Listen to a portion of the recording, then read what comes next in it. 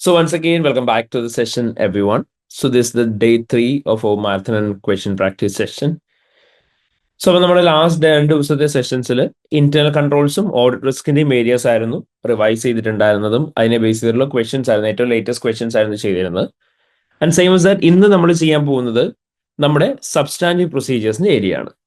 So well before starting with question practice നമുക്ക് കുറച്ച് areas revise ചെയ്യാനുള്ള സബ്സ്റ്റാൻറ്റീവ് പ്രൊസീജിയേഴ്സിന്റെ, നമുക്കത് റിവൈസ് ചെയ്തതിന് ശേഷം നമുക്ക് ക്വസ്റ്റ്യൻ പ്രാക്ടീസിലേക്ക് പോവാം. ഓക്കെ, ബേസിക്കലി സബ്സ്റ്റാൻറ്റീവ്സിന്റെ ഏരിയയിലേക്ക് വന്നു കഴിയുമ്പോൾ നമുക്കറിയാം, നമുക്ക് എന്താണെങ്കിലും ഉറപ്പായിട്ടും സബ്സ്റ്റാൻറ്റീവ് പ്രൊസീജിയേഴ്സിന്റെ ഏരിയ നിന്ന് ക്വസ്റ്റ്യൻസ് വരും. ആൻഡ് സബ്സ്റ്റാൻറ്റീവ് പ്രൊസീജിയേഴ്സിന്റെ ഏരിയ നിന്ന് ക്വസ്റ്റ്യൻസ് വരും എന്ന് പറയുമ്പോൾ ഒരു ചെറിയ മാർക്കിനല്ല വരിക. നമ്മുടെ 20 മാർക്സിന്റെ ക്വസ്റ്റ്യൻ്റെ അകത്ത് എന്താണെങ്കിലും നമുക്കറിയാം, ലാസ്റ്റ് 20 മാർക്കിന്റെ ക്വസ്റ്റ്യൻ്റെ അകത്ത് 15 മാർക്സിന് സബ്സ്റ്റാൻറ്റീവ്സും ആൻഡ് നോർമലി 5 മാർക്സിന് റിപ്പോർട്ടിംഗും ആയിരിക്കും ചോദിക്കുന്നുണ്ടാവുക. ആൻഡ് ഇതിന് പുറമെ നമ്മുടെ ഇന്റേണൽ കൺട്രോൾസിന്റെ ക്വസ്റ്റ്യന്റെ കൂട്ടത്തിൽ അല്ലെങ്കിൽ ഓഡിറ്റ് റിസ്കിന്റെ ക്വസ്റ്റ്യന്റെ കൂട്ടത്തിലും നമുക്ക് എന്ത് ചോദിക്കാം, സബ്സ്റ്റാൻറ്റീവ്സിന്റെ ഏരിയ ടെസ്റ്റ് ചെയ്യാൻ സാധ്യതയുണ്ട്. സോ അപ്പോൾ എങ്ങനെയാണെങ്കിലും സബ്സ്റ്റാൻറ്റീവ്സ് നല്ല മാർക്കിന് തന്നെ ടെസ്റ്റ് ചെയ്യാൻ ചാൻസ് ഉള്ള ഒരു ഏരിയ ആണ്. സോ അതുകൊണ്ട് നമ്മൾ പറയാം, സബ്സ്റ്റാൻറ്റീവ്സിന്റെ ഏരിയയിൽ അത്രയും ഫോക്കസ് ചെയ്ത് നമ്മൾ പഠിക്കണം എന്ന്. ആൻഡ് നമ്മൾ സബ്സ്റ്റാൻറ്റീവ്സ് ഏരിയ പഠിക്കുന്ന സമയത്താണെങ്കിലും പലപ്പോഴും പലരും വരുത്തി വെക്കുന്നത് തെറ്റാണ്. സബ്സ്റ്റാൻറ്റീവ്സ് എന്ന് പറഞ്ഞിട്ടുണ്ടെങ്കിൽ കോമൺ ആയിട്ടുള്ള കുറച്ച് പോയിന്റ്സ് പഠിച്ചിട്ട് ആ സബ്സ്റ്റാൻറ്റീവ്സ് തന്നെ ആയിരിക്കും എല്ലാ സിറ്റുവേഷനും കൊണ്ട് എഴുതുന്നുണ്ടാവുക. നമ്മൾ പറഞ്ഞിരുന്നു, നമ്മൾ അങ്ങനെ എഴുതി കഴിഞ്ഞാൽ നമുക്ക് മാർക്ക് കിട്ടില്ല. സബ്സ്റ്റാൻറ്റീവ്സ് നമുക്ക് മാർക്ക് കിട്ടണം എന്നുണ്ടെങ്കിൽ എന്താണേലും നമ്മൾ നല്ല രീതിയിൽ ആൻസേഴ്സ് എഴുതി പോകണം. ആൻഡ് വൃത്തിക്ക് സിനാരിയോ ബേസ്ഡ് ആയിട്ട് എഴുതി പോകണം. ആൻഡ് നമ്മൾ കുറേ സബ്സ്റ്റാൻറ്റീവ്സ് പഠിച്ചിരുന്നു, കോമൺ ആയിട്ടുള്ള സബ്സ്റ്റാൻറ്റീവ്സ് പഠിക്കല്ല, ഡിസ്കസ് ചെയ്തിട്ടുണ്ടായിരുന്നു. നമുക്കൊരു കാര്യം ചെയ്യാം, നമ്മൾ ഡിസ്കസ് ചെയ്ത സബ്സ്റ്റാൻറ്റീവ്സ് ഒന്ന് ക്വിക്ലി അത് ത്രൂ ഒന്ന് പോവാം, എന്നിട്ട് എന്തൊക്കെയാണ് അവിടെ ശ്രദ്ധിക്കേണ്ടതെന്ന് പറഞ്ഞ് നമുക്കൊന്ന് നോക്കാം. ഓക്കെ,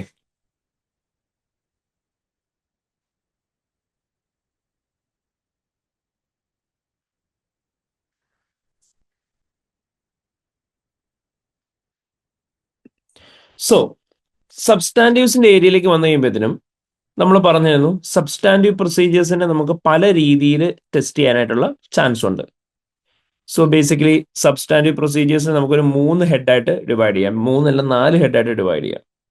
ഒന്ന്, നമുക്ക് ജനറൽ ആയിട്ടുള്ള സബ്സ്റ്റാൻറ്റീവ് പ്രൊസീജിയേഴ്സ് ചോദിക്കും. അതായത് നമ്മൾ നമ്മുടെ സിലബസിന്റെ ഭാഗമായിട്ട് ഡിസ്കസ് ചെയ്ത് പോയിട്ടുള്ള സബ്സ്റ്റാൻറ്റീവ് പ്രൊസീജിയേഴ്സിനെ സിനാരിയോ ഒന്നും തരാതെ തന്നെ നിങ്ങളോട് ചോദിക്കും. അപ്പൊ നിങ്ങൾ എന്താണോ ചോദിച്ച് അത് തന്നെ എഴുതി പോയാൽ മതി. സോ അവിടെ നിങ്ങൾക്ക് പഠിച്ച പോയിന്റ്സ് എഴുതാം, അല്ലെങ്കിൽ നിങ്ങൾക്ക് മനസ്സിലാക്കി വെച്ചിട്ടുള്ള പോയിന്റ്സ് എഴുതാം. ദെൻ അതേപോലെ തന്നെ നിങ്ങളോട് അസേർഷൻ സ്പെസിഫിക് ആയിട്ടുള്ളത് ചോദിക്കും. പിന്നെ നിങ്ങളോട് അവിടെ സിനാരിയോ ബേസ്ഡ് ആയിട്ടുള്ള സബ്സ്റ്റാൻറ്റീവ്സ് ചോദിക്കുന്നുണ്ടാവും. ഇനി അസേർഷൻ പ്ലസ് സിനാരിയോ മിക്സ് ആയിട്ട് ചോദിക്കുന്നുണ്ടാവും. ഇങ്ങനെ പല കാറ്റഗറി ഓഫ് സബ്സ്റ്റാൻറ്റീവ്സ് ആയിരിക്കും നമുക്ക് വരുന്നുണ്ടാവുക. അവൻ ജനറൽ ആയിട്ടുള്ളത് വരാം, അസേർഷൻ സ്പെസിഫിക് ആയിട്ടുള്ള വരാം, സിനാരിയോ ബേസ്ഡ് ആയിട്ടുള്ള വരാം, അസേർഷൻ പ്ലസ് സിനാരിയോ സ്പെസിഫിക് ആയിട്ടുള്ളത് വരാം. അപ്പൊ നമുക്ക് നോക്കാം ഈ ഓരോ സബ്സ്റ്റാൻറ്റീവ്സും എങ്ങനെയാണ് ആൻസർ ചെയ്യേണ്ടതെന്നുള്ളത്. അപ്പം അതിന് മുന്നേ ആയിട്ട് നമ്മൾ സബ്സ്റ്റാൻറ്റീവ്സിന്റെ നോട്ട്സ് ഡിസ്കസ് ചെയ്തിരുന്നു. ഞാൻ നിങ്ങളോട് പറഞ്ഞിരുന്നു, സബ്സ്റ്റാൻറ്റീവ്സിന്റെ ക്വസ്റ്റ്യൻസ് ചെയ്യുന്ന സമയത്ത് നിങ്ങൾക്ക് എപ്പോഴും കൺഫ്യൂഷൻസ് ഉണ്ടാവണം. And when it comes to the area of substantive procedures, നമുക്ക് ഈ കൺഫ്യൂഷൻസ് ഉണ്ടാവുന്നത് നല്ലതാണോ അതോ മോശമാണെന്നാണോ നമ്മൾ പറഞ്ഞത്? ഡെഫിനറ്റ്ലി നല്ലതാണെന്നാണ് പറഞ്ഞത്.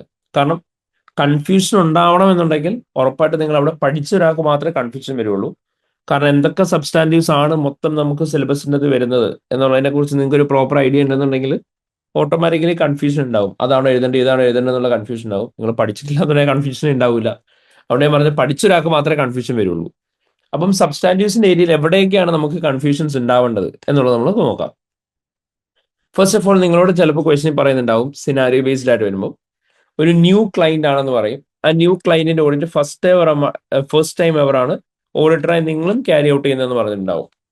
So whenever there is a new client, അവിടെ ഓട്ടോമാറ്റിക്കലി ഉണ്ടാവാൻ ചാൻസ് ഉള്ള പ്രോബ്ലം ആയിരിക്കും ഓപ്പണിംഗ് ബാലൻസ് മിസ്റ്റേറ്റഡ് ആവുക എന്നുള്ളത്.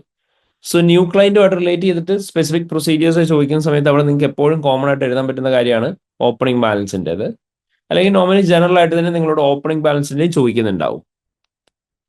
ഇനി ബാങ്ക്, നമുക്ക് ഏറ്റവും കൂടുതൽ ഫ്രീക്വന്റ് ടെസ്റ്റ് ചെയ്യാറുള്ള ഒരു സെറ്റ് ഓഫ് സബ്സ്റ്റാൻറ്റീവ് ആണ് bank, which can be consider the highly important category. നിങ്ങൾക്ക് അത് മാർക്ക് ചെയ്ത് വെക്കാൻ വേണമെങ്കിൽ ബാങ്ക് ആണ് ഏറ്റവും ഫ്രീക്വന്റ് ചോദിക്കാറുള്ള ഒരു സെറ്റ് ഓഫ് സബ്സ്റ്റാൻറ്റീവ്.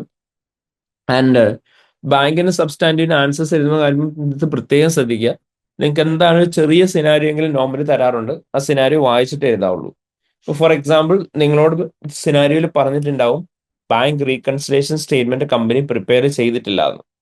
ഞാൻ പറഞ്ഞിരുന്നു ബാങ്ക് റീകൺസിലേഷൻ സ്റ്റേറ്റ്മെന്റ് പ്രിപ്പയർ ചെയ്തിട്ടില്ല എന്നുള്ളത് സിനാരിയോയിൽ പറഞ്ഞിട്ടുണ്ടെന്നുണ്ടെങ്കിൽ വീണ്ടും നിങ്ങൾ reperform arithmetic of bank reconciliation to confirm accuracy എന്ന് പറഞ്ഞ് എഴുതി കഴിഞ്ഞാൽ മാർക്ക് കിട്ടൂല. കാരണം എന്താ, ബാങ്ക് റീകൺസിലേഷൻ ചെയ്തിട്ടില്ല. ചെയ്യാത്ത സാധനം നിങ്ങൾ എടുത്തിട്ട് റീകൺസിലേഷൻ ചെയ്യാൻ പറ്റുമോ? ഇല്ല. റീകൺസിലേഷൻ ചെയ്താൽ മാത്രമേ നിങ്ങൾക്ക് അത് റീപെർഫോം ചെയ്യാൻ പറ്റുള്ളൂ.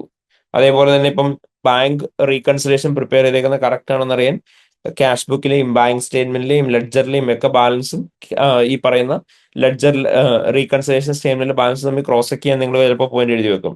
എഗെയിൻ നിങ്ങളോട് പറഞ്ഞിട്ടുണ്ട് റീകൺസിലേഷൻ ചെയ്തിട്ടില്ല എന്ന്, എഴുതിയ മാർക്ക് കിട്ടൂല.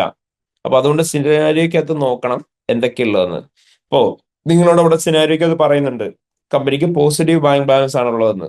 അപ്പം അതിൽ നിന്ന് തന്നെ നമുക്ക് മനസ്സിലാക്കാം അവിടെ ഓവർ ഡ്രാഫ്റ്റ് ഒന്നും ഇല്ല. അപ്പൊ നിങ്ങൾ അവിടെ പോയിട്ട് overdraft set off right ഉണ്ടോ എന്ന് ചോദിച്ചു കഴിഞ്ഞാൽ മാർക്ക് കിട്ടില്ല. അപ്പൊ അതുകൊണ്ട് പറഞ്ഞ് സിനാരിയോക്കകത്ത് എന്താ ഉള്ളതെന്നുള്ളത് കൃത്യമായിട്ട് നോക്കിയതിന് ശേഷം മാത്രമേ പോയിന്റ്സ് എഴുതാവുള്ളൂ. ഇനി directors emoluments one of the important one ആണ്. ആൻഡ് ഇമോൾമെന്റ്സ് എന്ന് പറഞ്ഞാൽ നമ്മൾ പറഞ്ഞു ഒരു ഡയറക്ടർ കൊടുക്കുന്ന salary, fees, bonus, retirement benefit, non cash benefit, compensation for the loss of office, ഇതിനെല്ലാത്തിനെയും കമ്പൈൻഡ് ആയിട്ട് വിളിക്കുന്ന പേരാണ് ഇമോൾമെന്റ്സ് എന്ന് പറയുന്നത്. ഈ ഡയറക്ടേഴ്സ് ഇമോൾമെന്റ്സും ഇവിടെ റിലേറ്റഡ് ആയിട്ട് വരാൻ ചാൻസ് ഉള്ള പോയിന്റ്സ് ആണ് പേറോളിന്റെ പോയിന്റ്സ്, അതേപോലെ തന്നെ അക്രൂവൽസിന്റെ പോയിന്റ്സ്. അതായത് ഇത് ഏത് സിറ്റുവേഷനിലാണ് വരിക എന്ന് ചോദിച്ചു കഴിഞ്ഞാൽ ഇമോൾമെന്റ്സ് നമ്മൾ എഴുതുന്നുണ്ടാവുക ഡയറക്ടേഴ്സ് റിലേറ്റഡ് ആയിട്ടുള്ള പേ ഔട്ട്സിനെ കുറിച്ച് പറയുമ്പോൾ മാത്രമാണ്. ഡയറക്ടേഴ്സിനുള്ള പേ ഔട്ടിനെ കുറിച്ച് പറയുമ്പോൾ മെയിൻലി ഇമോൾമെന്റ്സിന്റെ പോയിന്റ്സ് എഴുതാവുള്ളൂ. എംപ്ലോയീസിനുള്ള പേയ്മെന്റ്സിനെ കുറിച്ച് പറയുമ്പോൾ ഇമോൾമെന്റ്സിന്റെ പോയിന്റ്സ് എഴുതരുത്, പേറോളിന്റെ തന്നെ എഴുതുക. അതുപോലെ തന്നെ നിങ്ങളോട് പറഞ്ഞിട്ടുണ്ടാവും subsequent to the year end ആണ് ഇമോൾമെന്റ്സ് പേ ചെയ്യാൻ പോകുന്നത്. അതായത് ഡയറക്ടേഴ്സിന്റെ ബോണസ് ഇയർ എൻഡ് കഴിഞ്ഞ് ഇമീഡിയറ്റ്ലി ആണ് പേ ചെയ്യാൻ പോകുന്നത് എന്നുള്ളത് പറഞ്ഞിട്ടുണ്ടാവും. അപ്പൊ അങ്ങനെ എന്തെങ്കിലും പറഞ്ഞിട്ടുണ്ടെങ്കിൽ അർത്ഥം എന്താ, അത് ലയബിലിറ്റി ആവും, അക്രൂവൽ ആവും. സോ അവിടെ അക്രൂവൽസിന്റെ പോയിന്റ്സും കൺസിഡർ ചെയ്തിട്ട് വേണം എഴുതാൻ. അപ്പൊ ഡയറക്ടേഴ്സ് ഇമോൾമെന്റ്സും പേറോൾസും അക്രൂവൽസും കൺസിഡർ ചെയ്യുന്നുണ്ടാവണം ഇമോൾമെന്റ്സ് ചോദിക്കുന്ന സമയത്ത്. അവിടെ ഏതാണ് ചോദിച്ചേക്കുന്നത് എന്നുള്ളത് നോക്കിയിട്ട് മാത്രം എഴുതുക. ഇപ്പം ഇമോൾമെന്റ്സ് പേ ചെയ്തു എന്നാണ് പറയുന്നത്, അവിടെ അക്രൂവൽസിന്റെ ഇമ്പാക്ട് ഒന്നും ഇല്ല എന്നുണ്ടെങ്കിൽ you need not mention anything relating to the accrual part. അവിടെ ഉള്ളതിനെ കുറിച്ച് മാത്രം പറഞ്ഞാൽ മതി. ഇനി റവന്യൂ ഇമ്പോർട്ടന്റ് ആണ്. റവന്യൂ നിങ്ങളോട് ചിലപ്പോൾ ജനറൽ പ്രൊസീജിയേഴ്സ് ചോദിക്കും വിതൗട്ട് ഗിവിംഗ് സിനാരിയോ. അങ്ങനെയാണെങ്കിൽ നിങ്ങൾ പഠിച്ച പോയിന്റ്സ് എഴുതാം. ആൻഡ് നോർമലി റവന്യൂവിന്റെ നിങ്ങളുടെ അടുത്ത് അസേർഷൻ സ്പെസിഫിക് ആയിട്ട് ചോദിക്കാം. റവന്യൂ ആൻഡ് റിസീവബിൾസ് നമ്മൾ അസേർഷൻ സ്പെസിഫിക് ആയിട്ടാണ് പഠിച്ചത്. അപ്പോൾ അത് നോക്കിയിട്ട് നിങ്ങൾക്ക് വേണമെങ്കിൽ എഴുതാം. പെർച്ചേസ് ആൻഡ് അതർ എക്സ്പെൻസ് നമ്മൾ പഠിച്ചതായിരുന്നു already. But purchase and other എക്സ്പെൻസിന്റെ അകത്ത് അഡീഷണലി പോയിന്റ്സ് കയറി വരാൻ ചാൻസ് ഉള്ളത് അതർ എക്സ്പെൻസസും കൂടെ ഉള്ളതുകൊണ്ട് അവിടെ അക്രൂവൽസും വരാം, അതേപോലെ തന്നെ പ്രീപേയ്മെന്റ്സും വരാം. സോ അവിടെ വരുന്ന വ്യത്യാസം എന്ന് പറഞ്ഞാൽ എന്തായിരുന്നു, നിങ്ങളോട് ക്വസ്റ്റിന്റെ അകത്ത് പറയുന്ന സമയത്ത് സിനാരിയോയിൽ പറയാണ് പർച്ചേസ് ആൻഡ് അതർ എക്സ്പെൻസിന്റെ എമൗണ്ട്സ് എന്തെങ്കിലും കമ്പനി പേ ഔട്ട് ചെയ്തിട്ടില്ല എന്ന് പറഞ്ഞു. പർച്ചേസിന്റെ അല്ല, ഡയറക്ട്ലി പർച്ചേസിന്റെ ആണെന്നുണ്ടെങ്കിൽ ട്രേഡ് പേബിൾസ് ആയിരിക്കും വരിക പേ ഔട്ട് ചെയ്തിട്ടില്ലെങ്കിൽ. ബട്ട് അതർ എക്സ്പെൻസസ് ഇപ്പൊ for example electricity, utility bills, ഏതെങ്കിലും വാട്ടർ ബില്ല്, അങ്ങനെ ഏതെങ്കിലും കമ്പനി ഓൺ ടൈം കൊടുത്തിട്ടില്ല എന്നുള്ളതിനെ കുറിച്ചാണ് പറഞ്ഞേക്കുന്നത്. അങ്ങനെയാണെങ്കിൽ അവിടെ അക്രൂവൽസിന്റെ പോയിന്റ്സ് കയറി വരാം.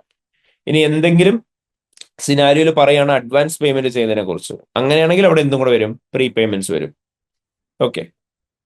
ഇനി next sales tax liability. Sales tax liability അങ്ങനെ ഒരുപാട് ടെസ്റ്റ് ചെയ്യാറില്ല, ബട്ട് ചില പ്രാവശ്യങ്ങളിൽ ചോദിച്ചിട്ടുണ്ട്. അതുകൊണ്ട് ചോദിക്കാതിരിക്കില്ല. അതുകൊണ്ട് സെയിൽസ് ടാക്സ് ലയബിലിറ്റി ഒന്ന് വായിച്ചു വെക്കുക. പിന്നെ അത് ഒരുപാട് സിനാരിയോ ബേസ്ഡ് ആയിരിക്കാൻ സാധ്യത കമ്പാരിറ്റീവ് കുറവാണ്. സോ നല്ലപോലെ മനസ്സിലാക്കി വെക്കുക, എന്നിട്ട് ഓൺ വേർഡ്സിൽ എഴുതുക. പേറോള് നമ്മൾ ഓൾറെഡി പറഞ്ഞു, പേറോളും അക്രൂവൽസും അതേപോലെ തന്നെ ഡയറക്ടേഴ്സ് ഇമോൾമെന്റ്സും. എംപ്ലോയീസിന് കൊടുത്ത പേ ഔട്ടിനെ കുറിച്ചാണ് പറയുന്നതെങ്കിൽ പേറോളിന്റെ പോയിന്റ് പറയാം. ഡയറക്ടേഴ്സിന് കൊടുക്കുന്നതിനെ കുറിച്ചാണ് പറയുന്നതെങ്കിൽ ഇമോൾമെന്റ്സിന് പറയാം. കാരണം ഇമോൾമെന്റ്സിന്റെ നമ്മൾ നോക്കുന്ന എന്തായിരുന്നു, ഡയറക്ടേഴ്സ് സർവീസ് കോൺട്രാക്ട്, അതേപോലെ തന്നെ അത് പേറോൾ എക്സ്പെൻസുമായിട്ട് മാച്ച് ചെയ്യായിരുന്നു ചെയ്യല്. ഇവിടെ ആകുമ്പോഴത്തേനും അത് എന്തായി മാറും, എംപ്ലോയി സർവീസ് കോൺട്രാക്ട് ആയി മാറും. So the will be difference. അപ്പൊ അതുകൊണ്ട് നോക്കിയിട്ട് മാത്രമേ പറയാവുള്ളൂ കേട്ടോ. പിന്നെ പ്രൊവിഷൻ പലപ്പോഴും നമ്മൾ പറഞ്ഞിരുന്നു സിനാരിയോ സ്പെസിഫിക് ആയിട്ടായിരിക്കും പ്രൊവിഷൻ ചോദിക്കുന്നുണ്ടാവുക. So provision for bad and doubtful ഡെപ്സും allowances for bad and doubtful ഡെപ്സും, അതേപോലെ തന്നെ നമുക്കറിയാം പ്രൊവിഷൻ ഫോർ ലീഗൽ ക്ലെയിംസും, അതേപോലെ തന്നെ പ്രൊവിഷൻ ഫോർ റിഡൻഡൻസിയും. ഇവിടെ എല്ലാം പ്രൊവിഷൻ വെക്കുന്ന സമയത്ത് പ്രസന്റ് ഒബ്ലിഗേഷൻ ഉണ്ടോ എന്നൊക്കെ നോക്കാനുള്ള കണ്ടീഷൻസ് വേറെ തന്നെയാണ്. നമുക്കറിയാം ഇപ്പൊ ലിറ്റിഗേഷൻ ആണെങ്കിൽ നമുക്ക് എഗനിസ്റ്റ് ആയിട്ട് കേസ് ഫയൽ ചെയ്തു, അതിന് അവിടെ നമുക്ക് നോട്ടീസ് വരുമ്പോഴായിരിക്കും നമുക്ക് അവിടെ പ്രസന്റ് ഒബ്ലിഗേഷൻ ഉണ്ടാവുന്നത്, പ്രോബബിൾ ക്യാഷ് ഔട്ട്ഫ്ലോ ഉണ്ടാവുന്നു. അതേ സ്ഥാനത്ത് റിഡൻഡൻസിയുടെ കേസിൽ നമ്മൾ പഠിച്ചിരുന്നു എപ്പോഴാണ് പ്രസന്റ് ഒബ്ലിഗേഷൻ വരിക, നമ്മൾ റിഡൻഡൻസിനെ കുറിച്ച് എംപ്ലോയീസിന്റെ അടുത്ത് കമ്മ്യൂണിക്കേറ്റ് ചെയ്യുന്ന സമയത്താണ്. അപ്പൊ അവിടെ അക്കൗണ്ട്സിന്റെ അകത്തുള്ള കാര്യങ്ങളും കൂടെ കയറി വരും. അപ്പൊ അതുകൊണ്ട് നമ്മൾ പറഞ്ഞു സിനാരിക്കകത്ത് എന്താണോ ഉള്ളത് അത് നോക്കിയിട്ട് വേണം പറയാനായിട്ട്. ഇനി റിസീവബിൾസിന് നമ്മൾ അസേർഷൻ സ്പെസിഫിക് ആയിട്ടായിരുന്നു പോയിന്റ്സ് പഠിച്ചിട്ടുണ്ടായിരുന്നു, അല്ലെങ്കിൽ ഡിസ്കസ് ചെയ്തിട്ടുണ്ടായിരുന്നു. അവിടെ നമ്മൾ കംപ്ലീറ്റ്നെസ് പഠിച്ചു, എക്സിസ്റ്റൻസ് പഠിച്ചു, ആക്യുറസി വാല്യൂഷൻ അലൊക്കേഷൻ പഠിച്ചു, റൈറ്റ്സ് ആൻഡ് ഡ്യൂപ്ലിക്കേഷൻ പഠിച്ചു, ക്ലാസിഫിക്കേഷൻ പഠിച്ചു, കട്ട് ഓഫ് പഠിച്ചു, ഒക്കറൻസ് പഠിച്ചു, പ്രസന്റേഷൻ പഠിച്ചു. ഇതിന്റെ അകത്ത് ഏറ്റവും ഇമ്പോർട്ടന്റ് ആയിട്ട് പലപ്പോഴും ചോദിക്കാറുള്ളത് എക്സിസ്റ്റൻസ് ആണ്. എക്സിസ്റ്റൻസിനാണ് മോസ്റ്റ് ഇമ്പോർട്ടൻസ് കൊടുക്കേണ്ടത്. എക്സിസ്റ്റൻസ് ആണ് ഏറ്റവും കൂടുതൽ നമ്പർ ഓഫ് ടൈംസ് ചോദിച്ചിട്ടുള്ളത്. ബട്ട് ബാക്കിയെല്ലാം ഇൻക്ലൂഡിങ് കംപ്ലീറ്റ്നെസ് മനസ്സിലാക്കി വെക്കുക, അതിനെ ചോദിച്ച് എക്സാമിന് ക്വസ്റ്റ്യൻ വന്നു കഴിഞ്ഞാൽ നമുക്ക് അത് എഴുതാനുള്ളതാണ്. സോ എക്സിസ്റ്റൻസിന് കോർ ഇമ്പോർട്ടൻസ് കൊടുക്കണം. ഇനി അതിനുശേഷം നമുക്ക് ഇൻവെന്ററി ആണുള്ളത്. ഇൻവെന്ററിയിലേക്ക് വന്നു കഴിയുമ്പോഴത്തേനും നമുക്കറിയാം ഇൻവെന്ററിയിലാണ് നമ്മൾ ഏറ്റവും കൂടുതൽ നമ്പർ ഓഫ് പോയിന്റ്സ് പഠിച്ചത്. ഇൻവെന്ററിയിൽ തന്നെ അസേർഷൻ സ്പെസിഫിക് ആയിട്ട് നമ്മൾ completeness, rights and obligation, existence, occurrence and rights and obligation, cut off, accuracy valuation location, classification, ഇത്രയും പഠിച്ചു. ഇതിനു പുറമെ നമ്മൾ ഏറ്റവും കൂടുതൽ ടൈം സ്പെൻഡ് ചെയ്തതാണ് ബിഫോർ ദി ഇൻവെന്ററി കൗണ്ട് എന്തൊക്കെയാണ് ചെയ്യേണ്ടത്, ഡ്യൂറിംഗ് ദി ഇൻവെന്ററി കൗണ്ട് എന്തൊക്കെയാണ് ചെയ്യേണ്ടത്, ആഫ്റ്റർ ദി ഇൻവെന്ററി കൗണ്ട് എന്തൊക്കെയാണ് ചെയ്യേണ്ടത്, inventory held with third party എന്തൊക്കെയാണ് ചെയ്യേണ്ടത്, ഇൻവെന്ററി സ്റ്റാൻഡേർഡ് കോസ്റ്റ് റെക്കോർഡ് ചെയ്തേക്കുന്ന എന്തൊക്കെ ചെയ്യണം, ഇൻവെന്ററി കണ്ടിന്യൂസ് ഇൻവെന്ററി കൗണ്ട് ആണ് ഫോളോ ചെയ്യുന്നതെങ്കിൽ എന്തൊക്കെ ചെയ്യണം. അപ്പം ഇതെല്ലാത്തിനെ കുറിച്ചും പ്രോപ്പർലി അണ്ടർസ്റ്റാൻഡിങ് ഉണ്ടാവണം. നിങ്ങൾക്ക് ആദ്യമേ ഏറ്റവും നല്ല രീതിയിൽ ഇവിടെ അണ്ടർസ്റ്റാൻഡിങ് വേണ്ട നിങ്ങൾക്ക് എന്തൊക്കെ ശരിക്കും പഠിക്കാനുണ്ടായിരുന്നു എന്നുള്ള കാര്യത്തിലാണ്. അപ്പൊ അതായത് ഇവിടെ പറഞ്ഞു കഴിഞ്ഞാൽ ബിഫോർ ദി ഇൻവെന്ററി കൗണ്ട് നിങ്ങൾക്ക് പഠിക്കാനുണ്ടായിരുന്നു, attendance at the inventory count പഠിക്കാനുണ്ടായിരുന്നു, ആഫ്റ്റർ ദി ഇൻവെന്ററി കൗണ്ട് പഠിക്കാനായിട്ടുണ്ടായിരുന്നു, inventory held by third parties പഠിക്കാനായിട്ടുണ്ടായിരുന്നു, സ്റ്റാൻഡേർഡ് കോസ്റ്റിംഗിന് പഠിക്കാനുണ്ടായിരുന്നു, കണ്ടിന്യൂസ് ഇൻവെന്ററി കൗണ്ടിന് പഠിക്കാനുണ്ടായിരുന്നു. അപ്പൊ ഇത്രയും പഠിക്കാനുണ്ടായിരുന്നു എന്നുള്ള കാര്യത്തെക്കുറിച്ച് നിങ്ങൾക്ക് ഏറ്റവും നല്ലപോലെ ഒരു ബോധം ഉണ്ടാവണം. അപ്പം ഇൻവെന്ററിയുടെ അസേർഷൻ സ്പെസിഫിക് ആയിട്ട് പലപ്പോഴും ചോദിച്ചു കാണാറുള്ളത് ആക്യുറസി വാല്യൂഷൻ അലൊക്കേഷൻ ആണ്.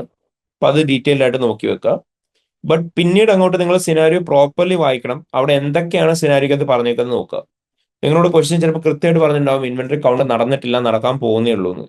അപ്പൊ അവിടെ ബാക്കിയുള്ള ഒരു പോയിന്റ്സ് നിങ്ങൾക്ക് എഴുതാൻ പറ്റില്ല, പകരം ബിഫോർ ദി ഇൻവെന്ററി കൗണ്ടിന്റെ പോയിന്റ്സ് തന്നെ എഴുതണം. നിങ്ങളോട് പറയും ഇൻവെന്ററി കൗണ്ട് ഓൾറെഡി നടന്നു എന്ന് പറയും, അതിന്റെ കൂടെ തന്നെ പറഞ്ഞിട്ടുണ്ടാവും ഇൻവെന്ററി കുറച്ച് തേർഡ് പാർട്ടിയുടെ തിരുപ്പുണ്ടെന്ന്.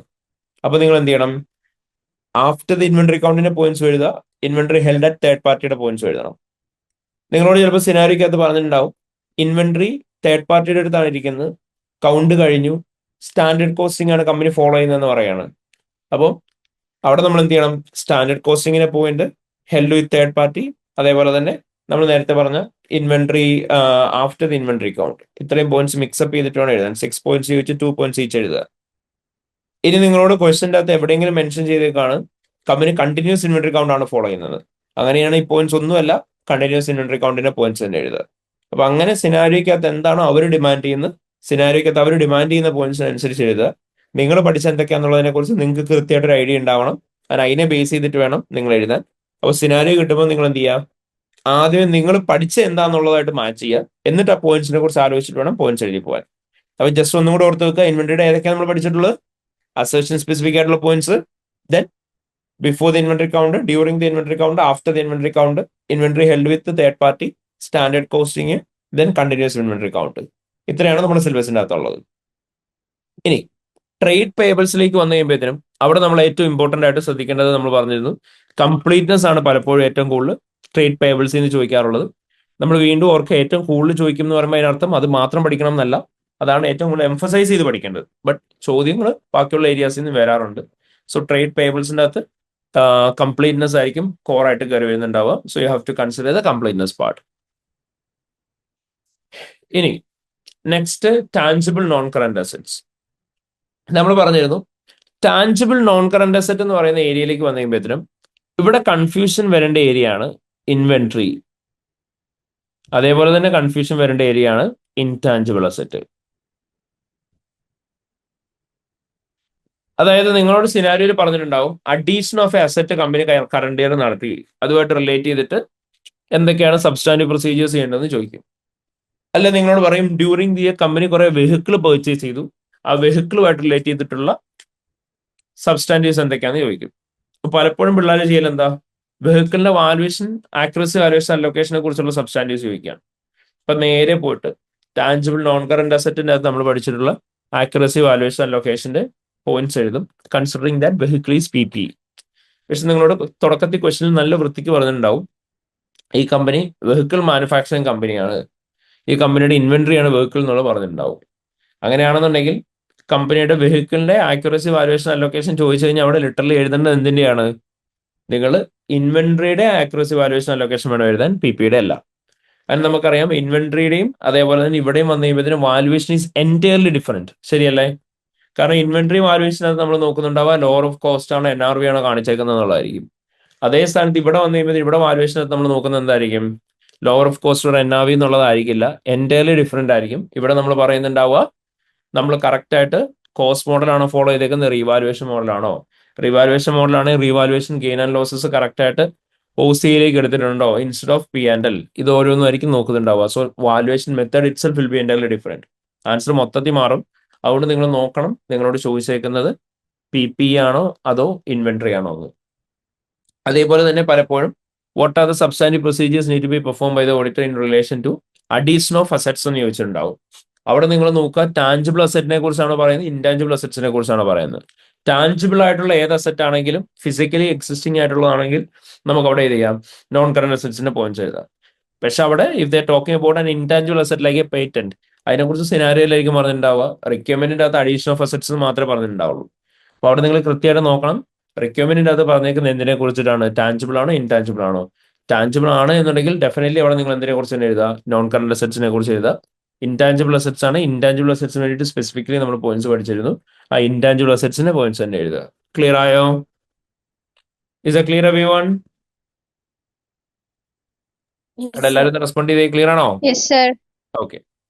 ഇനി നമ്മൾ പറഞ്ഞിരുന്നു നമ്മുടെ അസറ്റ്സിലേക്ക് വന്നു കഴിയുമ്പോഴത്തേനും valuation is one of the most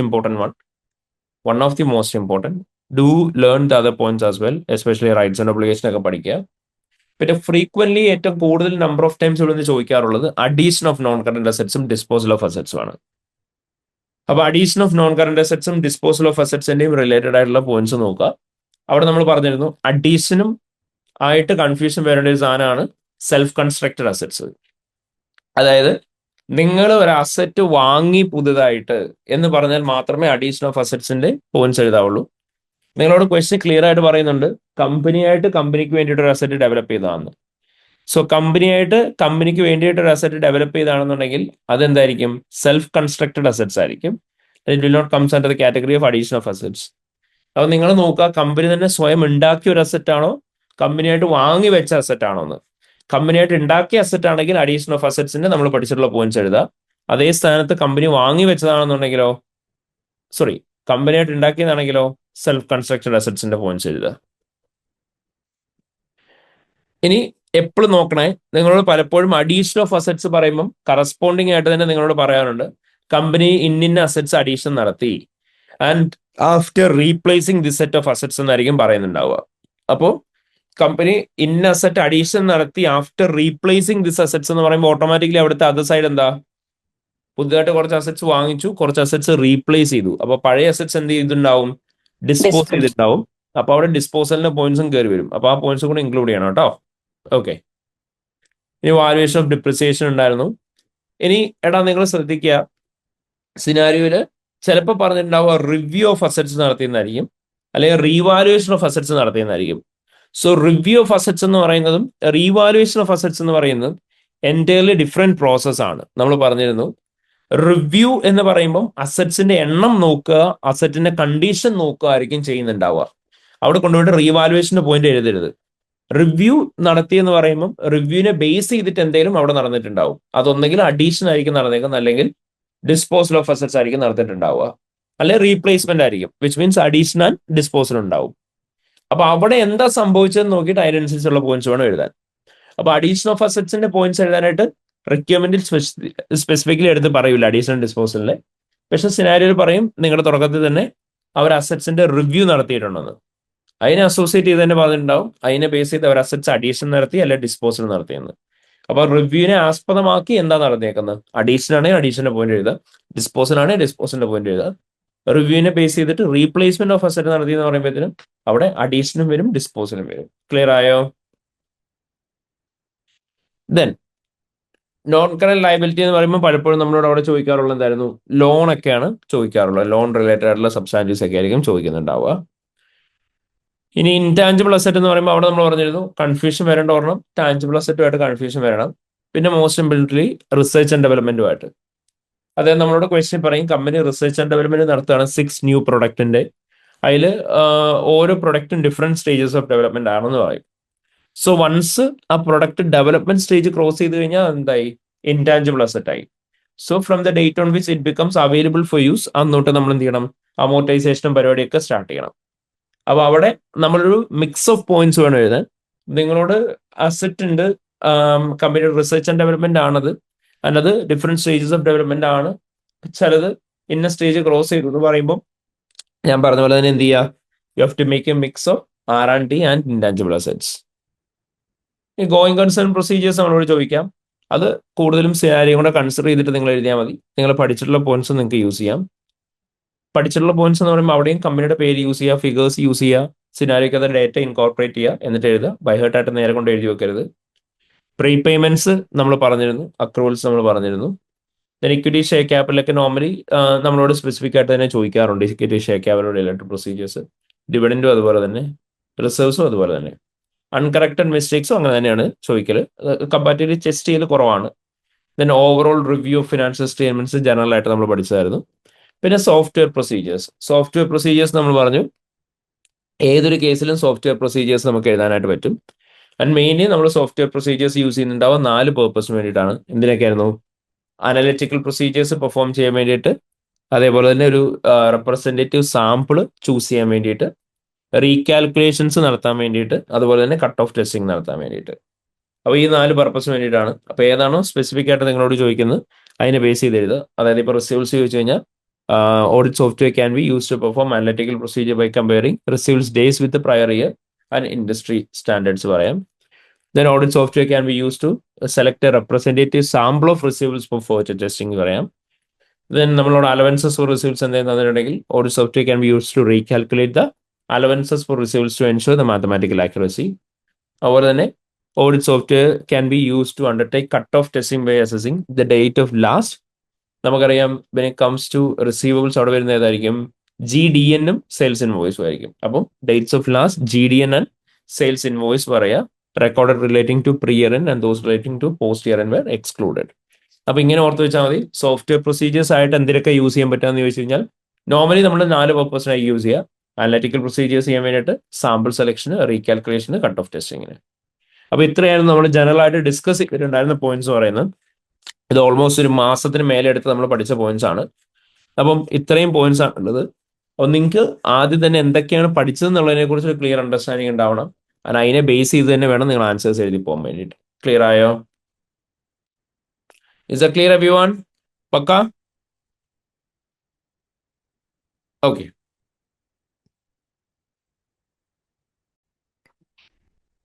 okay, so നമ്മൾ പറഞ്ഞിരുന്നു നമുക്ക് പല കാറ്റഗറി ഓഫ് ക്വസ്റ്റ്യൻസ് ചോദിക്കും സബ്സ്റ്റാൻറ്റീവ് പ്രൊസീജിയേഴ്സുമായിട്ട് റിലേറ്റ് ചെയ്തിട്ട്. അതിൽ ഏതൊക്കെ കാറ്റഗറീസ് ചെയ്യും എന്നുള്ളത് നമുക്കൊന്നും കൂടെ ഒന്ന് ക്വിക്ലി റിവൈസ് ചെയ്ത് പോവാം. നമ്മൾ അതിനകത്ത് കുറച്ച് സാമ്പിൾ ക്വസ്റ്റ്യൻസ് ആയിട്ട് ആദ്യം പറഞ്ഞതിനെ വെച്ചിട്ട് ക്വിക്ലി പറഞ്ഞു പോവാം, എന്നിട്ട് നമുക്ക് പുതിയ ക്വസ്റ്റ്യൻസിലേക്ക് പോവാം. അപ്പൊ ജനറൽ സബ്സ്റ്റാൻറ്റീവ്സ് എന്ന് പറയുമ്പോൾ അവിടെ വേറെ കൺഫ്യൂഷൻ ഒന്നും വേണ്ട. നിങ്ങൾക്ക് പ്രത്യേകിച്ച് സിനാരിയോ ഒന്നും തന്നിട്ടുണ്ടാവില്ല. ജസ്റ്റ് നിങ്ങളുടെ സിനാരിയോയിൽ കമ്പനിയുടെ റവന്യൂ ഇത്രയാണെന്ന് മാത്രം പറഞ്ഞിട്ടുണ്ടാവും. അത് നമുക്ക് പലപ്പോഴും വരിക ഓഡ് റിസ്കിന്റെ ഒക്കെ കൊടുത്ത് അസൈൻഡ് ആയിട്ട് വരുമ്പോഴായിരിക്കും. എന്നിട്ട് അവിടെ നമ്മളോട് ചോദിക്കുന്നുണ്ടാവും what are the substantive procedures need to be perform by the audit in relation to revenue. അല്ലെ നമ്മൾ കണ്ടപോലെ തന്നെ കമ്പനിക്ക് ഒരു സെയിൽസ് ടാക്സ് ലയബിലിറ്റിയുടെ എമൗണ്ട് ഡ്യൂ ഉണ്ടെന്ന് മാത്രമേ പറഞ്ഞിട്ടുണ്ടാവുള്ളൂ. നിങ്ങളോട് what are the substantive procedures need to be perform by the audit in relation to the sales tax liability എന്ന് പറഞ്ഞ് ചോദിക്കും. അപ്പൊ അങ്ങനെ ചോദിച്ചു കഴിയുമ്പോഴത്തേനും അവിടെ സിനാരിയോ ആയിട്ട് ഒരുപാട് കണക്ട് ചെയ്യേണ്ടി വരില്ല. കാരണം സിനാരിക്ക് അത് പ്രത്യേകിച്ച് ഒന്നും തന്നിട്ടുണ്ടാവില്ല. അപ്പോൾ നിങ്ങൾ എന്ത് ചെയ്താൽ മതി, കമ്പനിയുടെ പേരും ഡീറ്റെയിൽസും ഒക്കെ വെച്ച് മാത്രം ഇൻക്ലൂഡ് ചെയ്തിട്ട് എഴുതി പോയാൽ മതി. അതാണ് നമ്മൾ ജനറൽ സബ്സ്റ്റാൻറ്റീവ് എന്ന് ഉദ്ദേശിക്കുന്നത്. ഇനി ഡയറക്ട്ലി അസേർഷൻ സ്പെസിഫിക് ആയിട്ട് നമ്മളോട് സബ്സ്റ്റാൻറ്റീവ് ചോദിക്കും. അസേർഷൻ സ്പെസിഫിക് ആയിട്ട് എങ്ങനെയാണ് ചോദിക്കുക എന്നുള്ളത് നമുക്ക് നോക്കി നോക്കാം. അപ്പൊ നമ്മളിത് ചെയ്ത ക്വസ്റ്റൻ ആയിരുന്നു ഡാഷിംഗ് എന്ന് പറഞ്ഞിട്ട്. ബട്ട് ക്വിക്ലി ഒന്നുകൂടെ റിവൈസ് ചെയ്യാനായിട്ട് ഇതൊന്ന് ഡിസ്കസ് ചെയ്ത് പോവാം. ഇതൊന്ന് വായിച്ചു നോക്കി എല്ലാവരും. ഇതൊന്ന് വേഗം വായിച്ചു നോക്കി.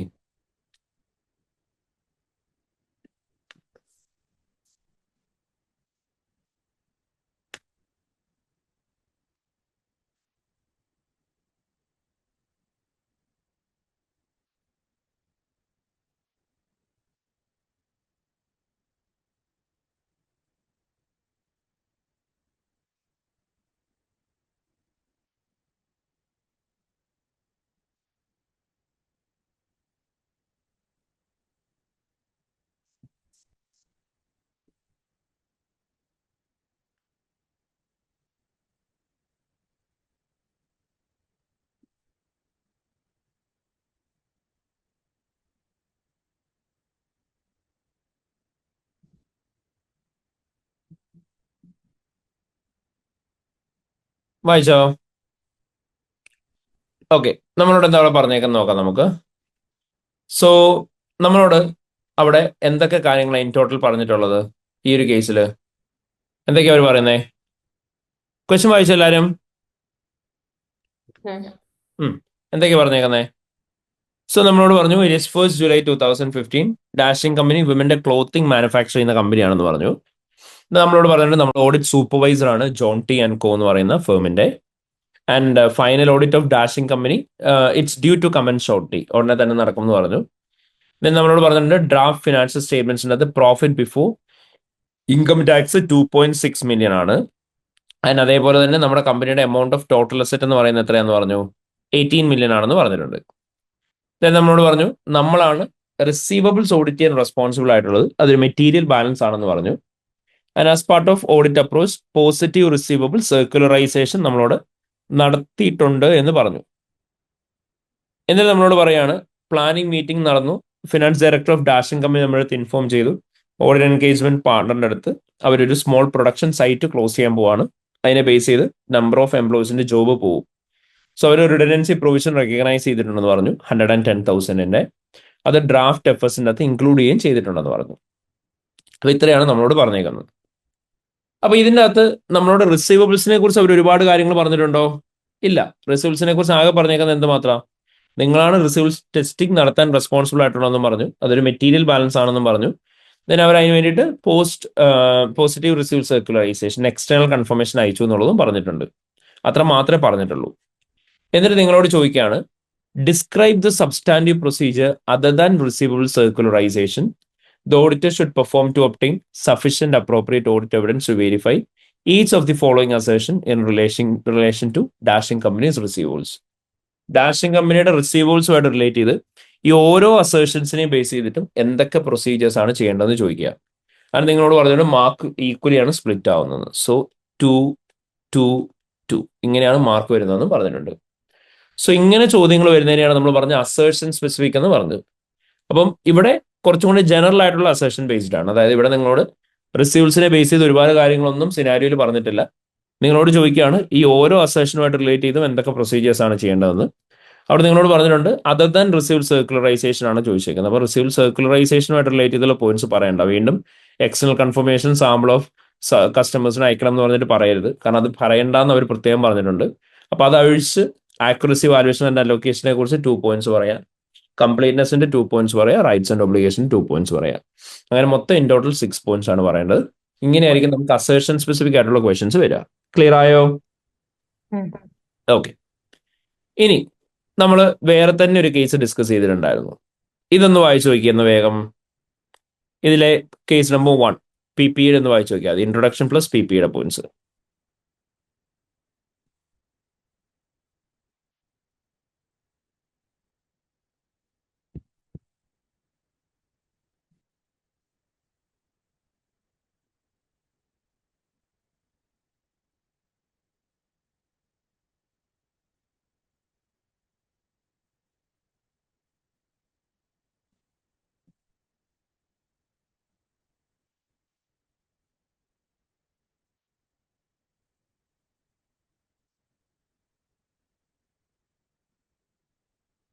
വായിച്ചോ?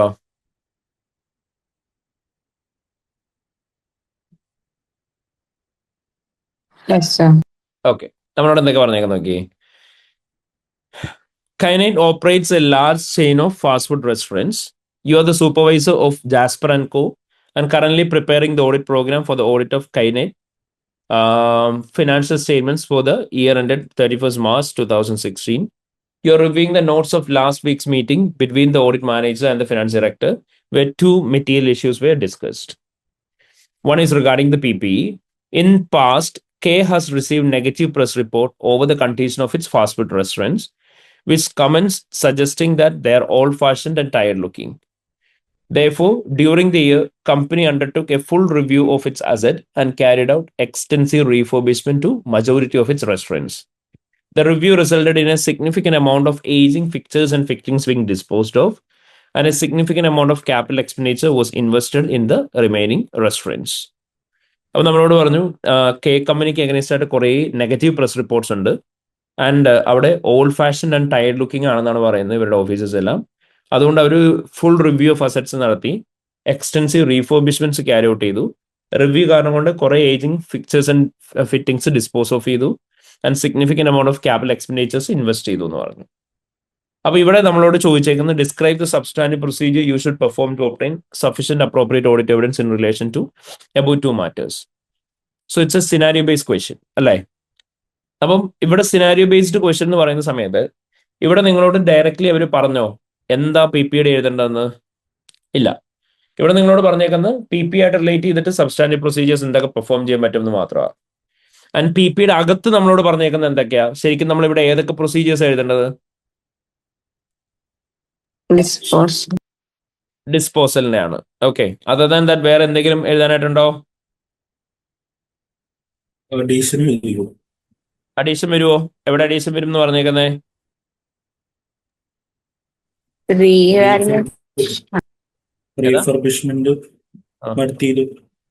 ഓക്കെ, റീഫർബിഷ്മെന്റ് നടത്തിയത് അല്ലാണ്ട് തന്നെ നിങ്ങളോട് ഡയറക്ട്ലി എടുത്ത് പറഞ്ഞിട്ടില്ലേ?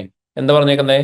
Significant amount of capital expenditure was invested in all remaining restaurant എന്ന് പറഞ്ഞിട്ടില്ലേ? അപ്പം സിഗ്നിഫിക്കന്റ് എമൗണ്ട് ഓഫ് ക്യാപിറ്റൽ എക്സ്പെൻഡിച്ചറിൽ ഇൻവെസ്റ്റ് ചെയ്തു എന്ന് പറഞ്ഞാൽ അതിനർത്ഥം എന്താ? അഡീഷൻ ഓഫ് അസറ്റ് അല്ലേ? അപ്പൊ നമ്മൾ അവിടെ എന്ത് എഴുതേണ്ടി വരും? അഡീഷന്റെ അസറ്റ്സ് പോയിന്റ്സ് എഴുതേണ്ടി വരും, ഡിസ്പോസൽ ഓഫ് അസറ്റ്സിന്റെ പോയിന്റ്സ് എഴുതേണ്ടതായിട്ട് വരും. മനസ്സിലായോ? ഓക്കെ, ഇങ്ങനെയായിരിക്കും നമ്മളോട് ചോദിക്കുന്നുണ്ടാവുക. അത് നമ്മളോട് പറഞ്ഞ് ഡയറക്ട്ലി നമ്മളോട് അവിടെ എടുത്ത് പറയൂല, പക്ഷെ നിങ്ങളോട് അവിടെ പറഞ്ഞിട്ടുണ്ട് റിവ്യൂ ഓഫ് അസറ്റ് നടത്തിയെന്ന്. റിവ്യൂവിന്റെ ബേസിസിൽ എന്തൊക്കെ പ്രോസസ്സാണ് വന്നേക്കുന്നതെന്ന് പറഞ്ഞിട്ടുണ്ട്. റിവ്യൂവിന്റെ ബേസിസിൽ ഒന്ന് അസറ്റ് അഡീഷൻ ആയിട്ട് പുതുതായിട്ട് അസറ്റ് കയറി വന്നിട്ടുണ്ടെന്ന് പറഞ്ഞിട്ടുണ്ട്. അപ്പൊ അഡീഷൻ ഓഫ് അസറ്റ്സിന്റെ പോയിന്റ്സ് എഴുതേണ്ടി വരും. പിന്നെ അവർ കൃത്യമായിട്ട് നിങ്ങളോട് പറഞ്ഞിട്ടുണ്ട് അസറ്റ്സ് ഡിസ്പോസ് ഓഫും ചെയ്തിട്ടുണ്ടെന്ന്. സോ ഡിസ്പോസൽ ഓഫ് അസറ്റ്സിന്റെ പോയിന്റ്സ് എഴുതേണ്ടതായിട്ട് വരും. ക്ലിയർ ആയോ? Is A clear everyone? Okay, അപ്പൊ ഇങ്ങനെയായിരിക്കും നമുക്ക് പോയിന്റ്സ് ചോദിക്കാം കേട്ടോ. അപ്പം എക്സാമിനർ തന്നെ പറഞ്ഞിട്ടുള്ള കാര്യമാണ്. അവിടെ എന്തൊക്കെയാണ് സംഭവിച്ചതെന്ന് ചോദിച്ചാൽ കുറെ കുട്ടികൾ റീവാലുവേഷന്റെ പോയിന്റ്സ് എഴുതി വെച്ചു. കുറച്ച് ആളുകൾക്ക് എന്താണെന്നേ മനസ്സിലാവാണ്ട് ജനറൽ ആയിട്ടുള്ള കുറെ പി പിയുടെ പോയിന്റ്സ് എഴുതി വെച്ചു. മാർക്ക് കിട്ടുമോ? ഇല്ല. പിന്നെ എക്സാമിന് പറയുന്നതാണ് കുറെ ആളുകൾ ഡിസ്പോസലിന്റെ പോയിന്റ്സ് എഴുതി, കാരണം ഡിസ്പോസൽ എന്നുള്ള പോയിന്റ് ഉണ്ടായിരുന്നുണ്ട്. പിന്നെ പല ആളുകളും മജോറിറ്റി കുട്ടികളും എന്ത് ചെയ്തിട്ടില്ല? അഡീഷന്റെ പോയിന്റ്സ് എഴുതിയിട്ടില്ല, കാരണം കുറെ ആളുകൾക്ക് മനസ്സിലായിട്ടില്ല significant amount of capital expenditure നടത്തിയെന്ന് പറഞ്ഞാൽ അത് അഡീഷൻ ഓഫ് അസറ്റ്സ് ആണെന്ന്. സോ അതുകൊണ്ട് അത് മിസ് ആയി.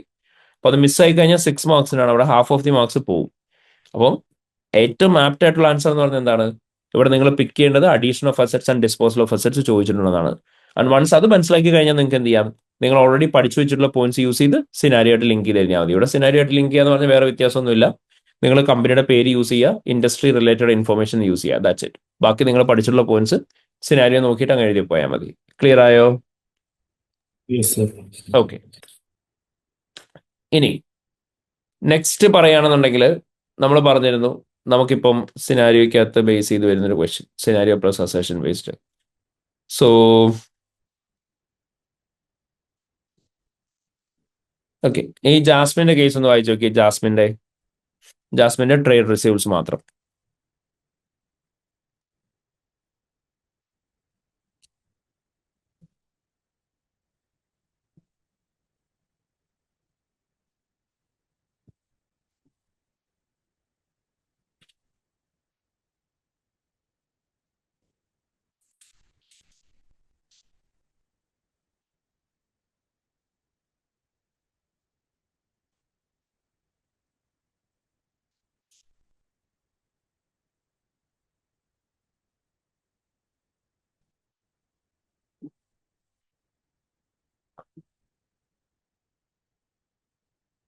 വായിച്ചോ? എന്താ പറഞ്ഞേക്കുന്നത്? Jasmine Company's list of individual customers comprises large number of customers. In the previous years, audit team has undertaken a positive received circularization to confirm the year-end bank balances. However, the customer response rate has historically been low, so alternate audit procedures have been undertaken.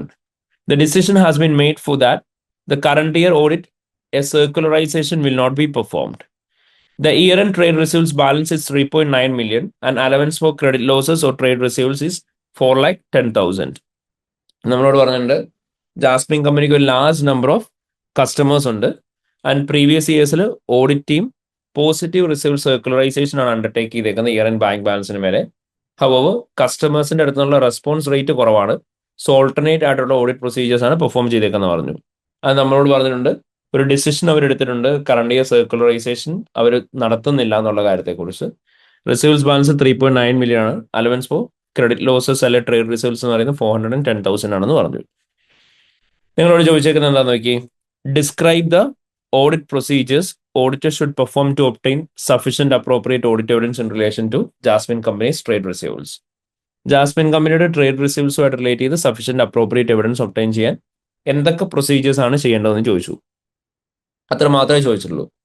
അപ്പൊ ഇവിടെ നിങ്ങൾ നോക്കുക, സിനാരിക്കത്ത് അവർ എന്ത് ചെയ്തു എന്നാ പറയാ, general ആയിട്ടാണ് എഴുതേണ്ടത്? അല്ല, അവർ നമ്മളോട് പറഞ്ഞു Jasmine company positive receive circularisation perform ചെയ്തേക്കുന്നത് ഇയർ എൻഡിന്റെ ബാലൻസ് കൺഫേം ചെയ്യാൻ വേണ്ടിയിട്ടാണ്. ബട്ട് കസ്റ്റമർ റെസ്പോൺസ് റേറ്റ് കുറവാണ്, അതുകൊണ്ട് അവർ ഓൾട്ടർനേറ്റ് ഓഡിറ്റ് പ്രൊസീജിയേഴ്സ് ആണ് പെർഫോം ചെയ്യുന്നതെന്ന് പറഞ്ഞു. അപ്പൊ നമ്മളിവിടെ മെയിൻ ആയിട്ട് എംഫസൈസ് ചെയ്യേണ്ടത് എന്തിനു മേലെ ആയിരിക്കണം? ഇയർ എൻഡ് ബാലൻസ് കൺഫേം ചെയ്യാനായിട്ടുള്ള പ്രൊസീജിയർ ആയിരിക്കണം. അപ്പൊ നമ്മൾ കീ അസേഷൻ ആയിട്ട് ഇവിടെ വരുന്ന ഏതായിരിക്കും? എക്സിസ്റ്റൻസ് കൺഫേം ചെയ്യാന്നുള്ളതായിരിക്കും നമ്മൾ ശ്രമിക്കുന്നുണ്ടാവുക. അപ്പൊ ഇങ്ങനെയാണ് നമുക്ക് ഇൻഡയറക്ട്ലി അസേഷൻ സ്പെസിഫിക് ആയിട്ട് ചോദിക്കുന്നുണ്ടാവുക. സിനാരിക്കകത്ത് നമ്മളോട് ഏത് അസേഷൻ കാര്യങ്ങളൊന്നും പറഞ്ഞിട്ടുണ്ടാവില്ല, അതിന്റെ മീനിങ് വെച്ച് തന്നെ നമ്മൾ ഐഡന്റിഫൈ ചെയ്യണം. നമുക്കറിയാം പോസിറ്റീവ് റിസീവ് സർക്കുലറൈസേഷൻ ബാലൻസ് കൺഫേം ചെയ്യാൻ വേണ്ടി നമ്മൾ അയക്കുന്നത് എന്തിനാണ്? നോർമലി എക്സിസ്റ്റൻസ് കൺഫേം ചെയ്യാൻ വേണ്ടിയിട്ടാണ് അയക്കുന്നത്. അപ്പൊ നമ്മളിവിടെ കൂടുതൽ എംഫസൈസ് ചെയ്യുന്നുണ്ടാവുക ഏത് പോയിന്റ്സിന്റെ മേലെ ആയിരിക്കും? എക്സിസ്റ്റൻസിന്റെ പോയിന്റ്സിന്റെ മേലെ ആയിരിക്കും. ക്ലിയർ ആയോ? ഓക്കെ. ഇനി നമ്മൾ പറഞ്ഞിരുന്നു ഗൂസ്ബെറി എന്ന് പറയുന്ന അടുത്ത ക്വസ്റ്റ്യൻ എടുത്തു കഴിഞ്ഞാൽ ഈ ബോണസിന്റെ പോയിന്റ്സ് ഒന്ന് വായിച്ചു നോക്കിയേ. ബോണസിന്റെ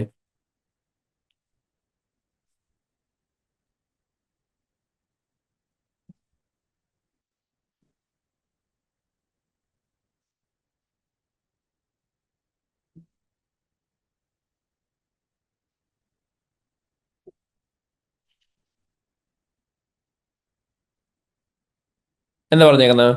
The company's board is comprised of 7 directors.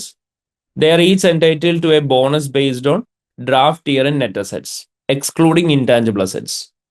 Details of the bonus are included in the director's service contract. The bonus, which relates to 2015 year-end, was paid to each director in May 2015. And the costs were accrued and recognized within wages and salaries for the year ended 30th April 2015. Separate disclosure of the bonus by the director is required by local legislation. നമ്മൾ പറയാണ് ബോണസിന്റെ അകത്ത് മൊത്തം bonus കൊടുക്കുന്ന 7 ഡയറക്ടേഴ്സിനാണ്. ഓരോരുത്തർക്കും bonus അവർ net അസറ്റ്സിനെ base ചെയ്തിട്ടാണ് കൊടുക്കുന്നത്, after excluding intangible asset. Details of bonus ഡയറക്ടേഴ്സിന് സർവീസ് കോൺട്രാക്ടിനകത്താണ് ഉള്ളതെന്ന് പറഞ്ഞു. ദെൻ നമ്മളോട് പറഞ്ഞിട്ടുണ്ട് ബോണസ് 2015 റിലേറ്റ് ചെയ്തിട്ടുള്ള ഒരു പേ ചെയ്തേക്കുന്ന ഡയറക്ടേഴ്സിന് മെയിലാണ്, ഫോളോയിങ് ദി ഇയർ എൻഡ് ആണ്. ആൻഡ് കോസ്റ്റ് അവർ അക്രൂ ചെയ്തിട്ടുണ്ട്, വേജസ് ആൻഡ് സാലറിക്കകത്താണ് കാണിച്ചേക്കുന്നതെന്ന് പറഞ്ഞു. പക്ഷെ സെപ്പറേറ്റ് ഡിസ്ക്ലോസർ ഡയറക്ടേഴ്സിന്റെ ഓരോരുത്തർക്കും കൊടുത്തേക്കുന്ന എത്രയാണെന്നുള്ളത് ലോക്കൽ ലെജിസ്ലേഷൻ പ്രകാരം കൊടുക്കണം എന്ന് പറഞ്ഞു. ഇപ്പൊ ആക്ച്വലി സ്പീക്കിംഗ് നമ്മൾ ബോണസിന്റെ നമ്മൾ പഠിച്ചിട്ടുണ്ട്, പക്ഷെ ബോണസ് എന്ന് പറഞ്ഞ് നമ്മൾ പഠിച്ചിട്ടില്ല. ബോണസ് ചോദിക്കുമ്പോൾ ഏതാ യൂസ് ചെയ്യേണ്ടത്? നമ്മൾ പഠിച്ചേ എമോളുമെന്റ്സ് ആണ് യൂസ് ചെയ്യേണ്ടത്. ബട്ട് ഞാൻ പറഞ്ഞിരുന്നു എമോളുമെന്റ്സിന്റെ പോയിന്റ്സ് നേരെ കൊണ്ടുപോയി എഴുതി വെക്കരുത്, പകരം സിനാരിയോയ്ക്ക് അത് പറഞ്ഞേക്കുന്നതിനെ കറസ്പോണ്ട് ചെയ്തിട്ട് തന്നെ നമ്മൾ പോയിന്റ്സ് എഴുതാനായിട്ട് നോക്കുക. അപ്പൊ ഫസ്റ്റ് അവർ നമ്മളോട് പറഞ്ഞു ഡയറക്ടേഴ്സിന് ബോണസ് കൊടുക്കുന്നത് year and net assets after excluding intangible assets ആണെന്ന് പറഞ്ഞു. അപ്പൊ നമ്മൾ ഓട്ടോമാറ്റിക്കലി അവിടെ എന്താ ചെയ്യാൻ പറ്റുമോ? നമുക്ക് റീകാൽക്കുലേറ്റ് ചെയ്ത് നോക്കാം. അപ്പം recalculate directors bonus to confirm mathematical accuracy എന്ന് പറഞ്ഞ് ജനറൽ ആയിട്ട് എഴുതരുതെന്ന് പറഞ്ഞു. സിനാരിക്ക് അതിൽ ഡേറ്റ യൂസ് ചെയ്ത് തന്നെ റീകാൽക്കുലേറ്റ് ചെയ്യുക. അവിടെ നമ്മൾ പറയുമ്പോൾ എന്തിനു പറയണം? Recalculate the bonus pay out for each directors considering year and net assets after excluding intangible asset to confirm whether it is mathematically accurate. ഇനി നമ്മളോട് പറഞ്ഞിട്ടുണ്ട് details of each directors bonus ഡയറക്ടറിന്റെ സർവീസ് കോൺട്രാക്റ്റിലാണ് കൊടുത്തേക്കുന്നതെന്ന്. അപ്പൊ അവിടെ കറസ്പോണ്ട് ചെയ്ത് നമുക്ക് എന്താ എഴുതാൻ പറ്റുക? Contracts and ensure bonus for each director are consistent with terms of this contract. Perfect. ഇനി അടുത്ത നമ്മളോട് പറഞ്ഞു ഡയറക്ടേഴ്സിന് ഓരോരുത്തർക്കും ബോണസ് അവർ പേ ചെയ്തേക്കുന്നത് subsequent to the year end ആണെന്ന് പറഞ്ഞു. അപ്പൊ ഇയർ എൻഡിന് ശേഷമാണ് പേ ചെയ്തേക്കുന്നുണ്ടെങ്കിൽ ഓട്ടോമാറ്റിക്കലി നമുക്ക് അത് കൺഫേം ചെയ്യുന്ന ഏത് പോയിന്റ് യൂസ് ചെയ്യാൻ പറ്റുക? ബാങ്ക് സ്റ്റേറ്റ്മെന്റ് നോക്കാൻ പറ്റും. ബാങ്ക് സ്റ്റേറ്റ്മെന്റ് നോക്കിയാൽ മതി അല്ലെ? But bank statement normal bank statement ആണോ നോക്കേണ്ടത്? അല്ല, ഇയർ എൻഡിന് ശേഷമുള്ളതായത് തന്നെ post year end bank statement വേണം നോക്കാൻ. അപ്പൊ ആ ഡിഫറൻസ് വരുത്തുക. But before the year end pay ചെയ്തു എന്നാണ് പറഞ്ഞെങ്കിൽ എന്ത് തന്നെ പറഞ്ഞാൽ മതി? ബാങ്ക് ബാങ്ക് സ്റ്റേറ്റ്മെന്റ് തന്നെ പറഞ്ഞാൽ മതി, വേറെ മാറ്റങ്ങളൊന്നും വരുത്തണ്ട. അപ്പൊ നമ്മൾ ഇവിടെ എന്ത് ചെയ്യണം? Agree, salary, fees, bonus, pension contribution ഇതെല്ലാം പറയേണ്ട ആവശ്യമുണ്ടോ?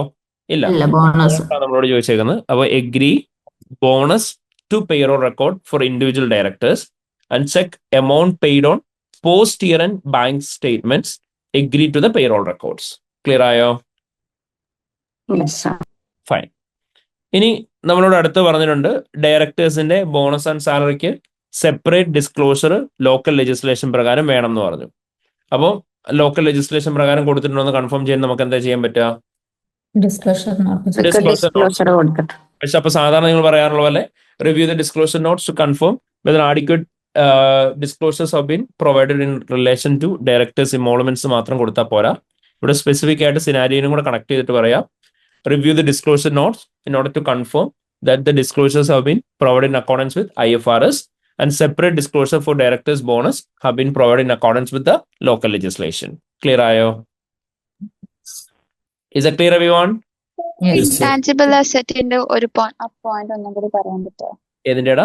എക്സ്ക്ലൂഡിങ് ഇൻടാഞ്ചിബിൾ അസറ്റ് വരുന്നതില്ലേ ഇയർ ആൻഡ് നെറ്റ് അസറ്റിന്റെ, അപ്പൊ അത് ഇങ്ങനെ എഴുതണ്ടോ? അത് നമ്മൾ പറയുന്ന സമയത്ത് നമ്മള് ഇവര് പറഞ്ഞില്ലേ ഡയറക്ടേഴ്സിന്റെ ബോണസ് കൊടുക്കുന്ന year and net assets excluding intangible assets ആണെന്ന്. അപ്പം നമ്മുടെ ആൻസറിന്റെ അകത്തേക്ക് എടുത്താൽ മതി. നമ്മൾ പറയുന്നത് എങ്ങനെയായിരിക്കും? Recalculate the bonus pay out for individual directors considering year and net assets excluding intangible assets to confirm whether it is mathematically accurate. Clear ആയോ? ഓക്കെ.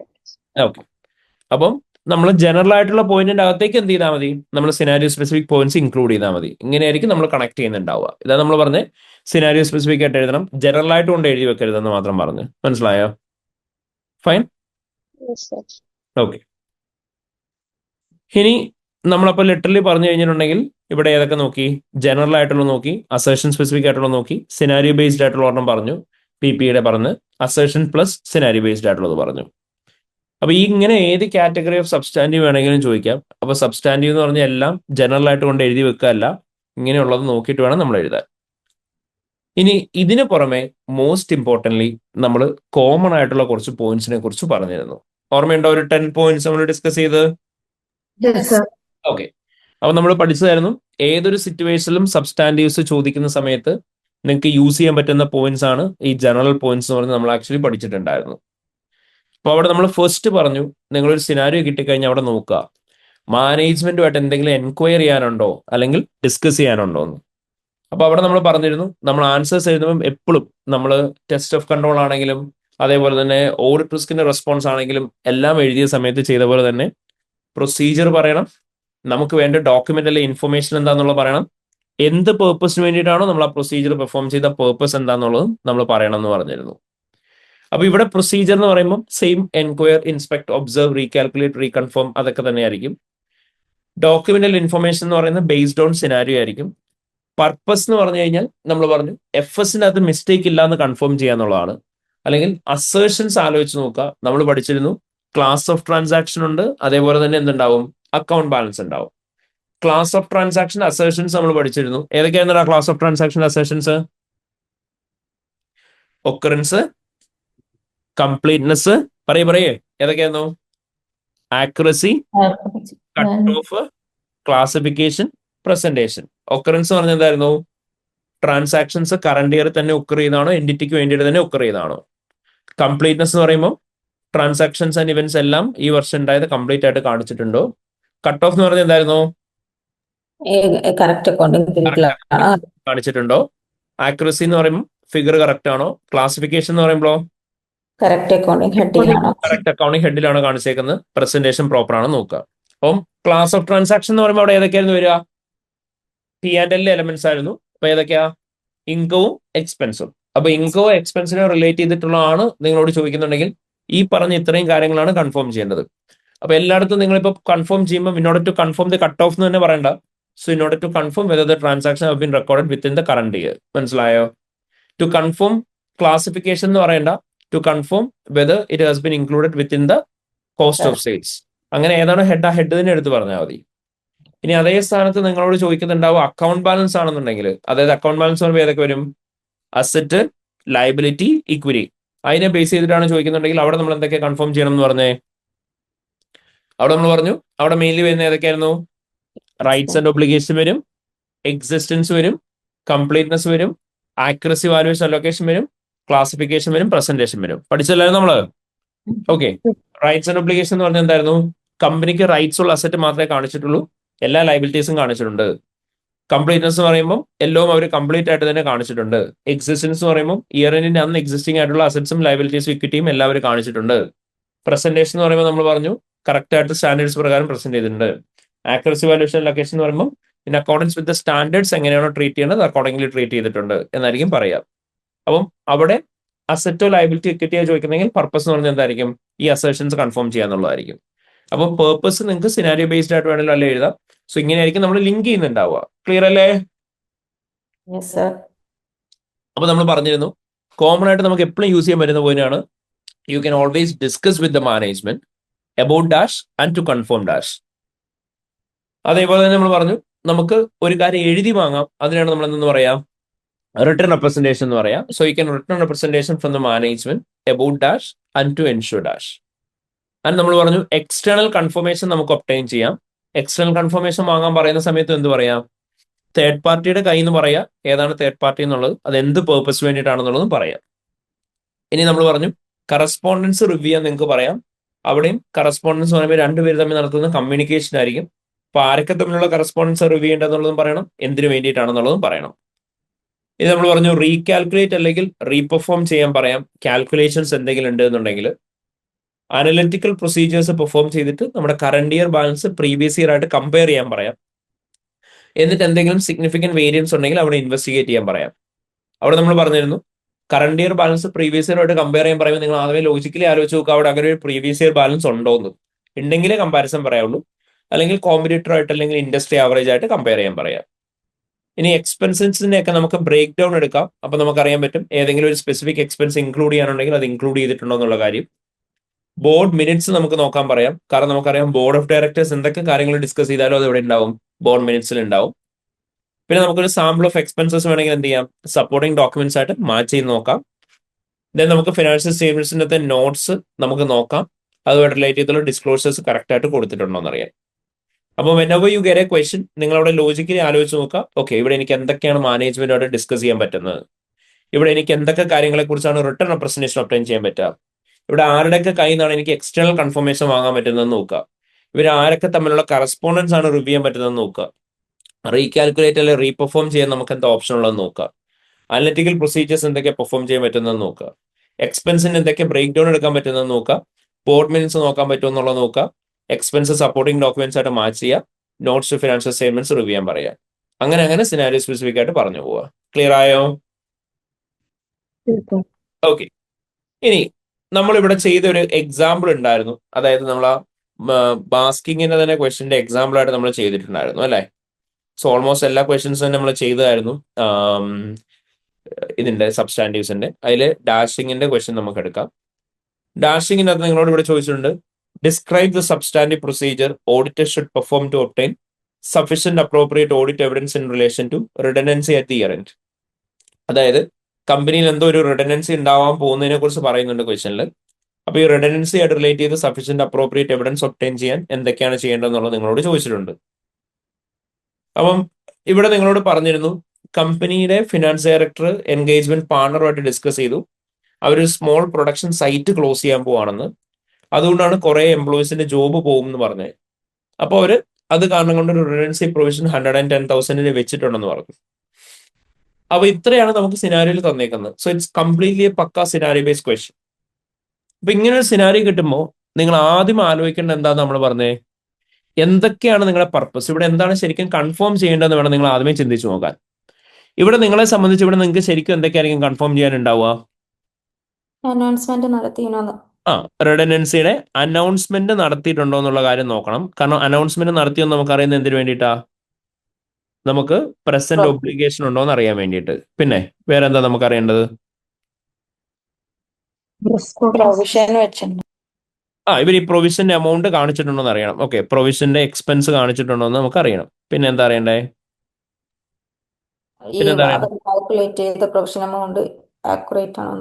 ഓക്കെ, ഈ പ്രൊവിഷന്റെ എമൗണ്ട് ഇവർ വെച്ചേക്കുന്നത്, അതായത് ഈ 110,000 എമൗണ്ട് ആക്യുറേറ്റ് ആണോ എന്നുള്ള കാര്യം നമുക്കറിയണം. പിന്നെയോ ഇയർ എൻഡിന് ശേഷം അങ്ങനെ എക്സ്പെൻസ് വന്നിട്ടുണ്ടോ ഇയർ എൻഡിന് ശേഷം അങ്ങനെ ഒരു എക്സ്പെൻസ് പേ ഔട്ട് ചെയ്തിട്ടുണ്ടോ എന്ന് നമുക്കറിയണം. Okay fine. സോ ഇയർ എൻഡിന് ശേഷം ഇതിന്റെ പേ ഔട്ട് ഉണ്ടായിട്ടുണ്ടോ, ഈ എമൗണ്ട് പേ ചെയ്തിട്ടുണ്ടോ, അത് ഈ 10,000 തന്നെ ആണോ എന്നുള്ളത് അറിയണം. പിന്നെന്തായിരിക്കും മോസ്റ്റ് ഇമ്പോർട്ടൻസ് ആണെന്ന് പറഞ്ഞിട്ടില്ല. ഡിസ്ക്ലോഷർ. നിങ്ങൾ എന്ത് റാഷണലിന്റെ ബേസിസിലാണ് വെച്ചതെന്നുള്ള അറിയണ്ടേ. അതായത് അസംഷൻസ് നോക്കണ്ടേ നമ്മൾ ഈ 110,000 എമൗണ്ട് ഡിറ്റർമൈൻ ചെയ്തേക്കുന്ന അപ്രോപ്രിയേറ്റ് ആണോ എന്നറിയാൻ. ഓക്കെ, സോ ഈ 110,000 അസംഷൻ എന്താണെന്നുള്ളത് അറിയണം, അത് റീസണബിൾ ആണെന്നുള്ളത് കൺഫേം ചെയ്യേണ്ടി വരും. പിന്നെ ഏതാണ് പറഞ്ഞ് ഡിസ്ക്ലോഷേഴ്സ് കൊടുത്തിട്ടുണ്ടോ എന്ന് അറിയണം.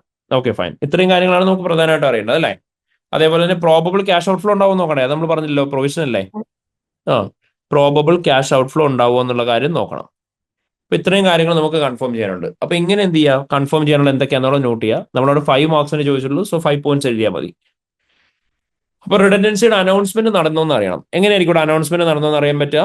നമുക്ക് ഇതിൽ ഏത് പോയിന്റ് ആയിരിക്കും യൂസ് ചെയ്യാൻ പറ്റുക? ബോർഡ് മിനിറ്റ്സ് നോക്കാം. ഓക്കെ, ബോർഡ് മിനിറ്റ്സ് നമുക്ക് നോക്കാം. അപ്പൊ നമുക്ക് എന്ത് പറയാൻ പറ്റുക? Review the board minutes in order to confirm whether redundancy has been announced to the employees, which creates a present obligation for the company. Clear അല്ലേ? ഓക്കെ, അല്ലെങ്കിൽ ഓൾട്ടർനേറ്റീവ്ലി നമുക്ക് വേറെ എന്താ ചെയ്യാൻ പറ്റുക? റിട്ടേൺ റെപ്രസെന്റേഷൻ അല്ലെങ്കിൽ നമുക്ക് ഇവിടെ അറിയാനായോണ്ട് നമുക്ക് എന്ത് ചെയ്യാം, എൻക്വയറി പറയാം അല്ലേ. അവിടെ നമുക്ക് എന്താ പറയാൻ പറ്റുക? Discuss with the management about the rational on the basis of which discuss with the management whether the company have announced the redundancy to the employees to confirm whether there is a present obligation. Clear ആയോ? Okay, ഇനി പ്രൊവിഷന്റെ expense include ചെയ്തിട്ടുണ്ടോ എന്ന് പറയാൻ നമുക്ക് എന്താ ചെയ്യാൻ പറ്റുക? Break down എടുത്ത് നോക്കാം. അപ്പൊ നമുക്ക് എന്താ പറയാൻ പറ്റുക? obtain the breakdown of expenses in order to confirm that the expenses in relation to redundancy provision of 110,000 have been included in the statement of P&L for the year. Clear അല്ലേ? Okay, പിന്നെ അടുത്തവർ പറഞ്ഞ എന്താ, provision accurate ആണോ എന്ന് അറിയണം. Accurate ആണോ എന്ന് അറിയാൻ നമുക്ക് എന്താ ചെയ്യാൻ പറ്റുക? റീകാൽക്കുലേറ്റ് ചെയ്യാം. ബട്ട് അവിടെ നിങ്ങൾ എന്ത് ചെയ്യാം, ഫിഗറും കമ്പനിയുടെ പേരും ഒക്കെ ഇൻക്ലൂഡ് ചെയ്യാൻ നോക്കുക കേട്ടോ. അതേപോലെ തന്നെ എന്താണെന്നുള്ളത്, അതായത് recalculate redundancy provision to confirm mathematical accuracy എന്ന് പറയുന്നതിന് പകരം എന്ത് പറയാ? Recalculate the redundancy provision of 110,000 relating to dashing company in order to confirm mathematical accuracy. Clear ആയോ? ഓക്കെ. എടാ, ഇയർ എൻഡിന് ശേഷം ഈ എമൗണ്ട് പേ ചെയ്തേക്കുന്നത് ഇത് തന്നെയാണോ എന്ന് കൺഫേം ചെയ്യാൻ വേണ്ടി നമുക്ക് എന്താ ചെയ്യാൻ പറ്റുക? അപ്പൊ നമുക്ക് എന്ത് പറയാൻ പറ്റും? നിങ്ങൾക്ക് പറയാം agree the redundancy provision of 110,000 to the post year end bank statement to confirm whether the redundancy provision of 110,000 is sufficient. Clear അല്ലേ? അല്ലെങ്കിൽ കംപ്ലീറ്റ് എന്നുള്ളത് പറയാം. പിന്നെ അവർ പറഞ്ഞു അസംഷൻസ് 110,000 ആണെന്ന് കൺഫേം ചെയ്യണം. അസംഷൻ എന്തൊക്കെയാണെന്നുള്ളത് അതെങ്ങനെ കൺഫേം ചെയ്യാൻ പറ്റുക? ഒന്നെങ്കിൽ ഡിസ്കസ് വിത്ത് മാനേജ്മെന്റ് പറയാം, അല്ലെങ്കിൽ എന്ത് പറയാം, റിട്ടേൺ റെപ്രസെന്റേഷൻ വാങ്ങാൻ പറയാം അല്ലേ. അപ്പൊ നമുക്ക് എന്താ പറയാൻ പറ്റുക? obtain written representation from the management about the rationale on the basis of which redundancy provision of 110,000 has been recognized to confirm whether it is reasonable. Clear ആയോ? അല്ലെങ്കിൽ മറ്റേ നിങ്ങൾ പറഞ്ഞ പോലെ എന്ത് പറയാ? Discuss with the management about the rational on the basis of which redundancy provision of 110,000 has been recognized to confirm whether it is reasonable. Clear ആയോ? Okay. Disclosures എന്തൊക്കെ കൊടുത്തേക്കെന്ന് അറിയാൻ നമുക്ക് എന്തായിരിക്കും ചെയ്യാൻ പറ്റുക? Disclosures notes to financial statements. Review the notes to financial statements in order to confirm whether the disclosures in relation to redundancy has been provided in accordance with IAS 37 provision contingent liabilities and contingent assets. ഇനി provision amount probable ആണോ, അങ്ങനെ ഒരു cash out flow ഉണ്ടാവുമോ എന്ന് അറിയാനായിട്ട് നമുക്ക് എന്താ ചെയ്യാൻ പറ്റുക? സെൻഡ് കൺഫർമേഷൻ അല്ല, ഒപ്റ്റൈൻ കൺഫർമേഷൻ കേട്ടോ. ലോയറിന്റെ കയ്യിൽ നിന്ന് നമ്മൾ എന്ത് ചെയ്യണം? കൺഫർമേഷൻ വാങ്ങണം. അപ്പൊ നമ്മൾ എന്ത് പറയാം? Obtain external confirmation from the dashing companies lawyer in order to confirm that there will be a probable cash outflow of 110,000 relating to the redundancy. Clear ആയോ? ഇനി ഇവിടെ ഓൾട്ടർനേറ്റ് ആയിട്ടുള്ള ഏത് പോയിന്റ് വേണമെങ്കിലും പറയാട്ടോ. അതായത് ഇപ്പൊ നമ്മൾ പറഞ്ഞത് കറസ്പോണ്ടൻസ്, ഇപ്പൊ പറഞ്ഞതിന് തന്നെ നമുക്ക് എന്ത് പറയാം? Review correspondence between dashing company and the company lawyer in order to confirm whether there will be a probable future cash outflow in relation to the redundancy. Clear അല്ലേ? അല്ലെങ്കിൽ നമുക്ക് എംപ്ലോയീസിനോട് അനൗൺസ് ചെയ്തെന്നറിയാൻ നമുക്ക് വേണമെങ്കിൽ എന്ത് പറയാം? Review correspondence between dashing company and the employees in order to confirm whether the redundancy has been communicated to the employees, which creates a present obligation. Clear ആയോ? എത്ര employees ഞാൻ പിരിച്ചുവിടുന്നതെന്ന് നമുക്ക് കൺഫേം ചെയ്തൂടെ? നമുക്ക് കൺഫേം ചെയ്യാം. അത് വെച്ചിട്ട് റീകാൽക്കുലേറ്റ് ചെയ്ത് നോക്കാൻ പറയാം കോസ്റ്റ്. ഓക്കെ, അപ്പൊ അങ്ങനെ എന്ത് പോയിന്റ്സ് വേണേലും പറയാം. മൊത്തം എത്ര പോയിന്റ്സ് പറഞ്ഞാൽ മതി? 5 മാർക്സിനാണ്. അപ്പൊ എക്സാക്ട്ലി എത്ര പോയിന്റ്സ് മതി? 5 പോയിന്റ്സ് മതി. അപ്പൊ ഇങ്ങനെയായിരിക്കും നമുക്ക് സബ്സ്റ്റാൻറ്റീവ് പ്രൊസീജിയേഴ്സ് ചോദിക്കുന്നുണ്ടാവുക. ഇങ്ങനെ ഓരോ രീതിയിലായിരിക്കും സബ്സ്റ്റാൻറ്റീവ്സ് ചോദിച്ചു പോവുക. അപ്പൊ ഏത് രീതി ചോദിച്ചു കഴിഞ്ഞാലും എഴുതാൻ പ്രിപ്പയർഡ് ആയിട്ടിരിക്കുക. ഓർമ്മയുണ്ടോ ഇത്രയും കാര്യങ്ങൾ? Okay, yes sir. അപ്പൊ ഇത്രയും നമ്മൾ ഡിസ്കസ് ചെയ്തതിൻ്റെ നമ്മൾ പുതുതായിട്ട് പഠിക്കുകയോ പുതുതായിട്ട് ചെയ്യുകയോ ഒന്നും ചെയ്തിട്ടില്ല. We were just revising these areas. ഇതെല്ലാം നമ്മൾ നോക്കിയത് തന്നെയായിരുന്നു. സോ അത്രയും കാര്യങ്ങൾ തന്നെയാണ് നമ്മൾ ഇത്രയും നേരം ഡിസ്കസ് ചെയ്തിട്ടുള്ളത്. And now let's move on to the latest questions. Okay, alright. So let's start with the first question. Cookit company എന്ന് പറഞ്ഞിട്ടുള്ള ക്വസ്റ്റ്യൻ ആണ് ചെയ്യാൻ പോകുന്നത്. സോ ഇവിടെ നമ്മളോട് ഇൻ ടോട്ടൽ ചോദിച്ചേക്കുന്നത് 3 സെറ്റ് ഓഫ് റിക്വയർമെന്റ് ആണ്. First of all, describe the substantive procedure auditor should perform to obtain sufficient appropriate audit evidence in relation to the valuation of Cookit companies inventory ചോദിച്ചിട്ടുണ്ട്. ഇപ്പൊ ഇൻവെന്ററിയുടെ വാലുവേഷനായിട്ട് റിലേറ്റ് ചെയ്തിട്ടുള്ള procedures ചോദിച്ചിട്ടുണ്ട്. ഇത് assertion specific ആണോ? Yes. എങ്ങനെ മനസ്സിലാക്കാൻ പറ്റുക? വാല്യുവേഷൻ. അസേർഷൻ സ്പെസിഫിക് ചോദിക്കുന്ന സമയത്ത് നമ്മൾ പറഞ്ഞിട്ടുണ്ട് വാലുവേഷൻ എന്നുള്ളത് എന്ത് തരും? നിങ്ങൾക്ക് അപ്പർ കേസിൽ തന്നെ തരും. അപ്പൊ അങ്ങനെ തന്നിട്ടുണ്ടെങ്കിൽ അസേർഷൻ സ്പെസിഫിക് ആയിരിക്കും. രണ്ടാമത് ചോദിക്കാണ്, describe the audit procedures should be perform to obtain sufficient appropriate audit evidence in relation to the completeness of trade receivables. Assertion specific ആണോ? പേയബിൾസ്. അസേർഷൻ സ്പെസിഫിക് ആണോ? കാരണം നമ്മളോട് എന്ത് ചോദിച്ചേക്കുന്നത്? കംപ്ലീറ്റ്നെസ് തന്നെ ചോദിച്ചിട്ടുണ്ട്.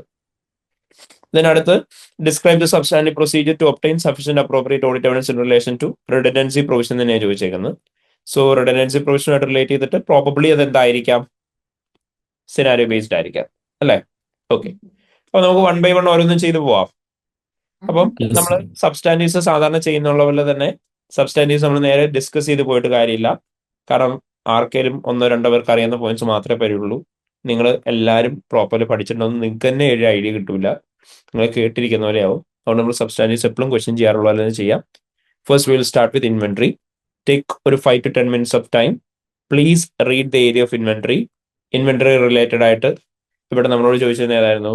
വാലുവേഷൻ ആണ്. വാലുവേഷൻ കൺഫേം ചെയ്യാൻ പറ്റുന്ന പ്രൊസീജിയേഴ്സ് എന്തൊക്കെയാണെന്നുള്ള ഒന്ന് നോട്ട് ചെയ്തേ. ഓക്കെ, ആർക്കെങ്കിലും ഒട്ടും ആൻസർ എഴുതാൻ പറ്റുന്നില്ല, സ്റ്റിൽ സബ്സ്റ്റാൻറ്റീവ്സ് പഠിച്ചു തീർക്കാനുണ്ടെന്നുണ്ടെങ്കിൽ റെഫർ അവർ നോട്ട്സ് നോക്കിയിട്ട് വാലുവേഷന്റെ പോയിന്റ്സ് എഴുതുക. വാലുവേഷന്റെ നേരെ കോപ്പി പേസ്റ്റ് ചെയ്തത് സിനാരിയോ നോക്കിയിട്ട് അതുമായിട്ട് ലിങ്ക് ചെയ്തിട്ട് എഴുതാൻ നോക്കുക. Okay, fine. So please start with it and let me know once you are done with it. Start ചെയ്തോ. സോ നോക്കി എല്ലാവരും. Cookit company sells a range of cookery products endorsed by a famous TV chef, Remy. In Feb 2015, the TV company that produced his show cancelled the program, which led to reduction in demand for Remy products.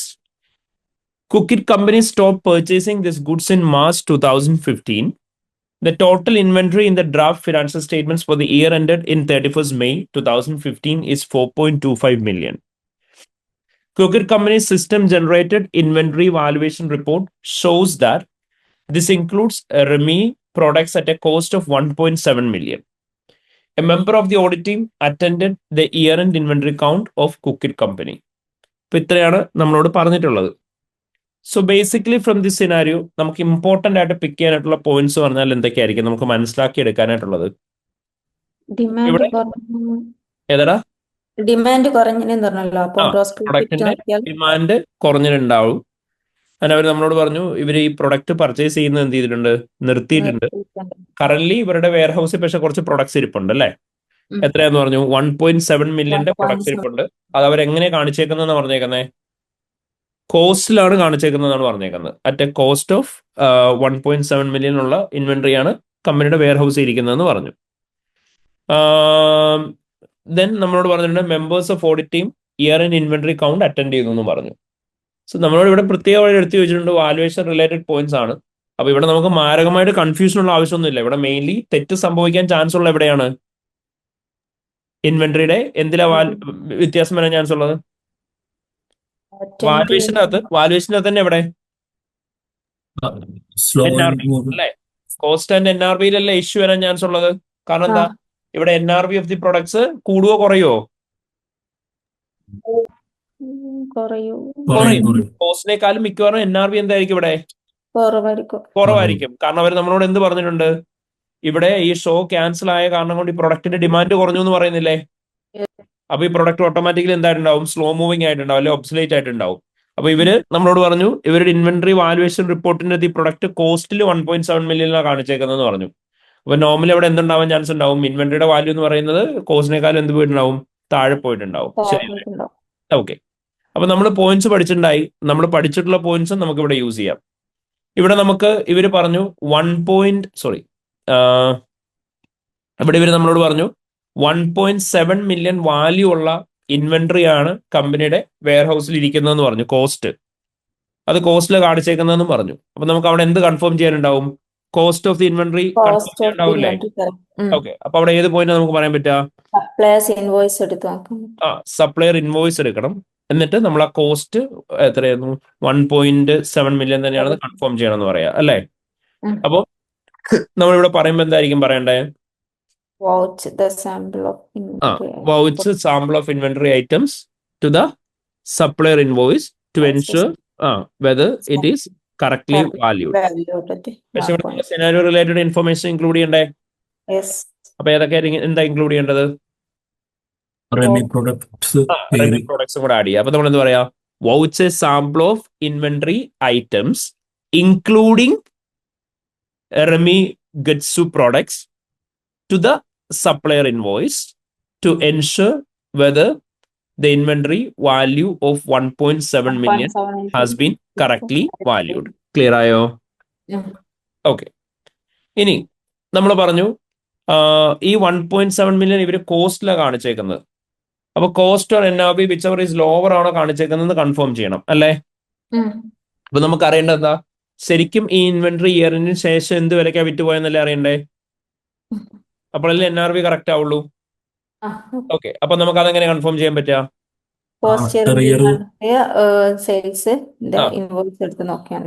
Okay. അതായത് നമ്മൾ പറഞ്ഞു finished ഒന്നെങ്കിൽ നിങ്ങൾക്ക് അത് പറയാം. Post year എൻഡിലുള്ള sample of invoice എടുത്തിട്ട് അതിൻ്റെ അത് പ്രൈസ് എത്രയ്ക്കാണ് ഈ റെമി ഗുഡ്സിന്റെ പ്രൊഡക്ട്സ് വിറ്റതെന്നുള്ളത് നോക്കുക.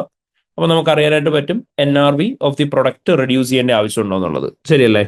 Okay, good. അപ്പൊ അത് പറയാൻ വേണമെങ്കിൽ review the post year end sample of sales invoice in order to confirm the amount of ഒന്നുകൂടെ മാറ്റി പറയവേ. Review the post year end invoices. Review a sample of post year end sales invoice of Remi Gudsu products in order to confirm the amount at which the product have been sold to understand whether the product need to be written down to the NRV. ഇനി അതേ സ്ഥാനത്ത് നമ്മൾ പഠിച്ച point തന്നെ വേണമെങ്കിൽ നമുക്ക് use ചെയ്യാം. ഏതായിരിക്കും നമുക്ക് പറയാൻ പറ്റുക? പ്രൈസ് ഓഫ് ഫിനിഷ്ഡ് ഗുഡ്സ് എത്ര രൂപയ്ക്കാ സെല് ചെയ്തേക്കുന്നുള്ള നോക്കാം. അവിടെ സിനാരിയോ റിലേറ്റഡ് ഡീറ്റെയിൽസ് ഇൻക്ലൂഡ് ചെയ്താൽ നമ്മൾ എന്ത് പറയാ? Examine prices at which the remi goods products have been sold after the year end to ascertain whether any remi goods products need to be return down to the NRV. Clear അല്ലേ? Okay. പിന്നെ നമുക്ക് അവിടെ എന്താ പറയാൻ പറ്റുക? ഇവിടെ നമ്മൾ വാല്യുവേഷന്റെ base use ചെയ്യാൻ പറ്റുമോ? ഇൻവെന്ററി വാല്യുവേഷൻ ബേസ് യൂസ് ചെയ്യണം. നമ്മൾ പിന്നെ ഡയറക്ട്ലി ലിങ്ക് ചെയ്യാൻ പറ്റുന്ന പോയിന്റ്സ് ഓരോന്നും പറഞ്ഞു പോകുന്നേ ഉള്ളൂ. ഓക്കെ. ഇവിടെ നമുക്ക് എന്താ പറയാൻ പറ്റുക? Confirm that appropriate basis of valuation of Remi goods products have been used by discussing with the management പറയാം. Discussing with the management of Cookit company എന്ന് പറഞ്ഞാൽ മതി. ക്ലിയർ ആയോ? റവന്യൂ കുറഞ്ഞെന്ന് പറയുമ്പോ അപ്പോ ഗ്രോസ് പ്രോഫിറ്റ് മാർജിൻ നോക്കിയാ പോരാ?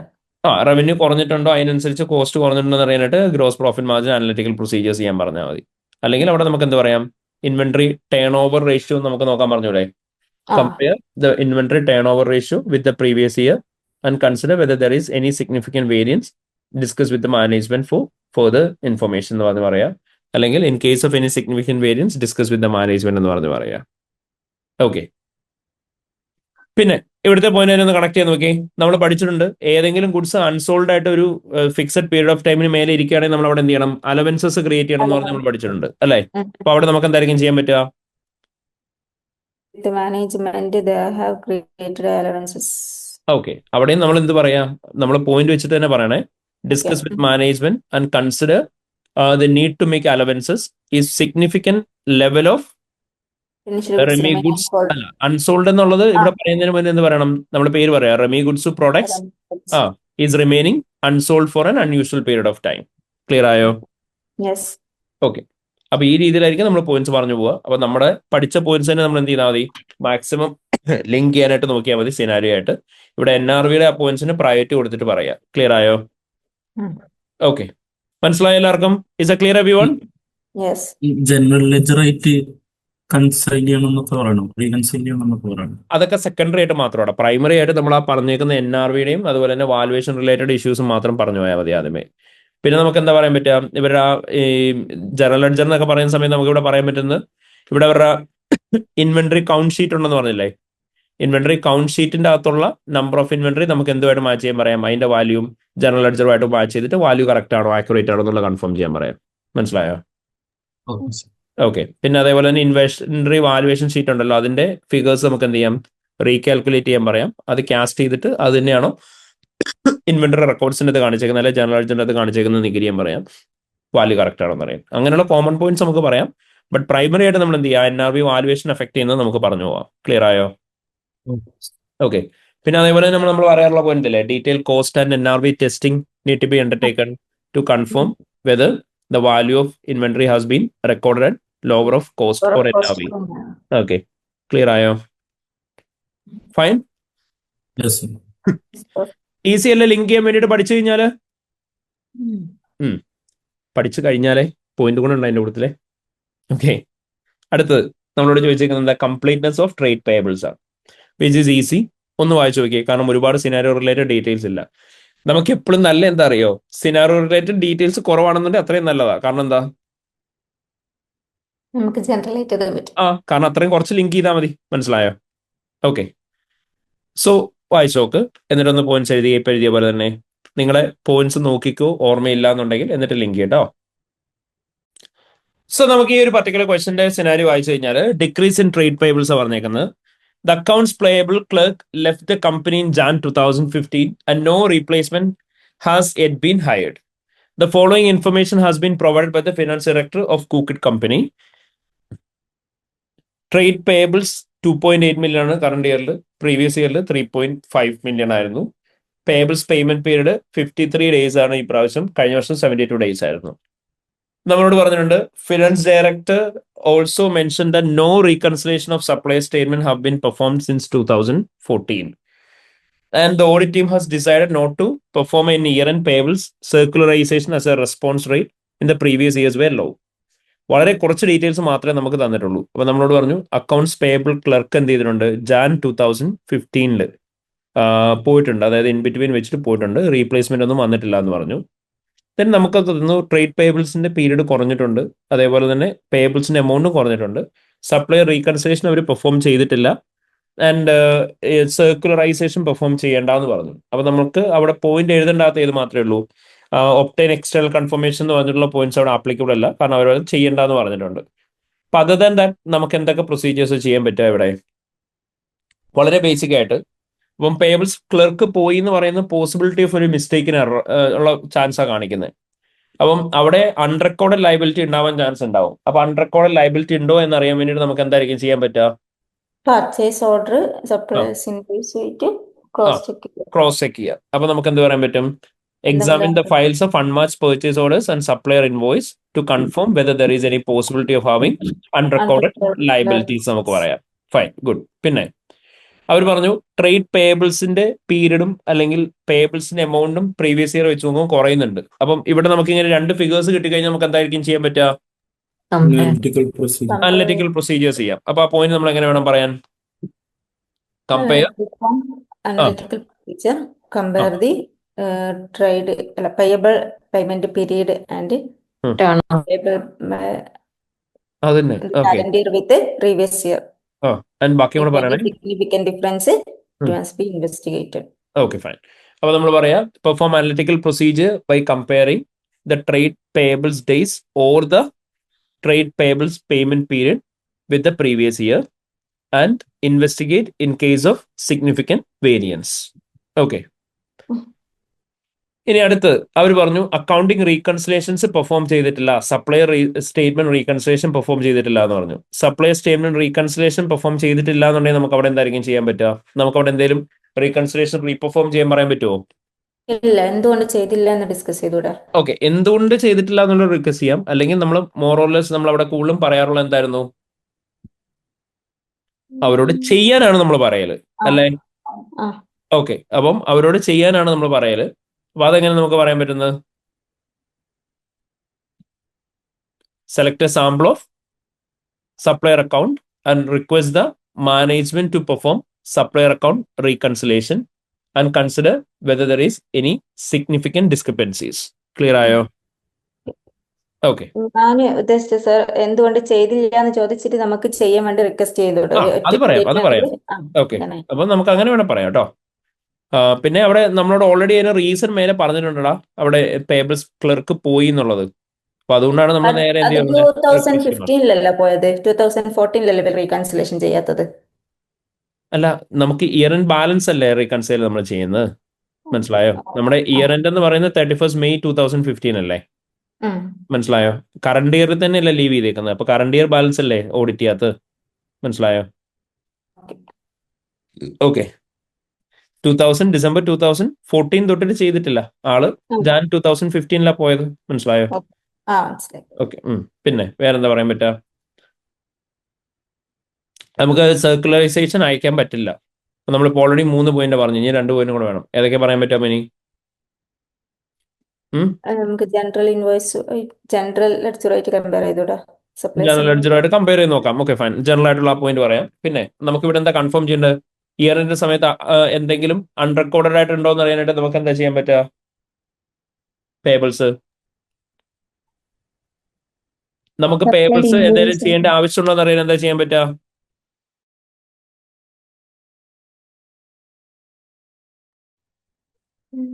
എന്തായിരിക്കും ചെയ്യാൻ പറ്റുക? നമുക്ക് ലയബിലിറ്റി ഉണ്ടോ എന്ന് അറിയാൻ നോക്കാൻ പറ്റുന്ന ഡോക്യുമെന്റ് ഏതായിരിക്കും? നമുക്ക് എപ്പോഴാ ഒരു പർട്ടിക്കുലർ പേബിൾസ് റെക്കോർഡ് ചെയ്യേണ്ടത്? ഇയർ എൻഡിന് ശേഷം അത് പേയ്മെന്റ് ആയി. അതല്ല, ഏത് ഡോക്യുമെന്റ് വരുമ്പോഴാണ് റെക്കോർഡ് ചെയ്യേണ്ടത്? ഏത് ഡോക്യുമെന്റാ നമ്മൾ പറഞ്ഞിട്ടുണ്ടല്ലോ, ഏതാ? GRN വരുമ്പോഴല്ലേ, അല്ലേ? GRN വരുമ്പോഴല്ലേ നമ്മൾ റെക്കോർഡ് ചെയ്യേണ്ടത്. അപ്പൊ നമുക്ക് എന്താ ചെയ്യാൻ പറ്റുക? Sample of GRN before the year end നമുക്ക് നോക്കിക്കൂടെ? എന്നിട്ട് അത് നമുക്ക് എന്ത് ചെയ്യാം? അത് കറക്റ്റ് ആയിട്ട് പേബിളിന്റെ അകത്ത് ഇൻക്ലൂഡ് ചെയ്തിട്ടുണ്ടോ എന്ന് കൺഫേം ചെയ്താൽ പോരെ?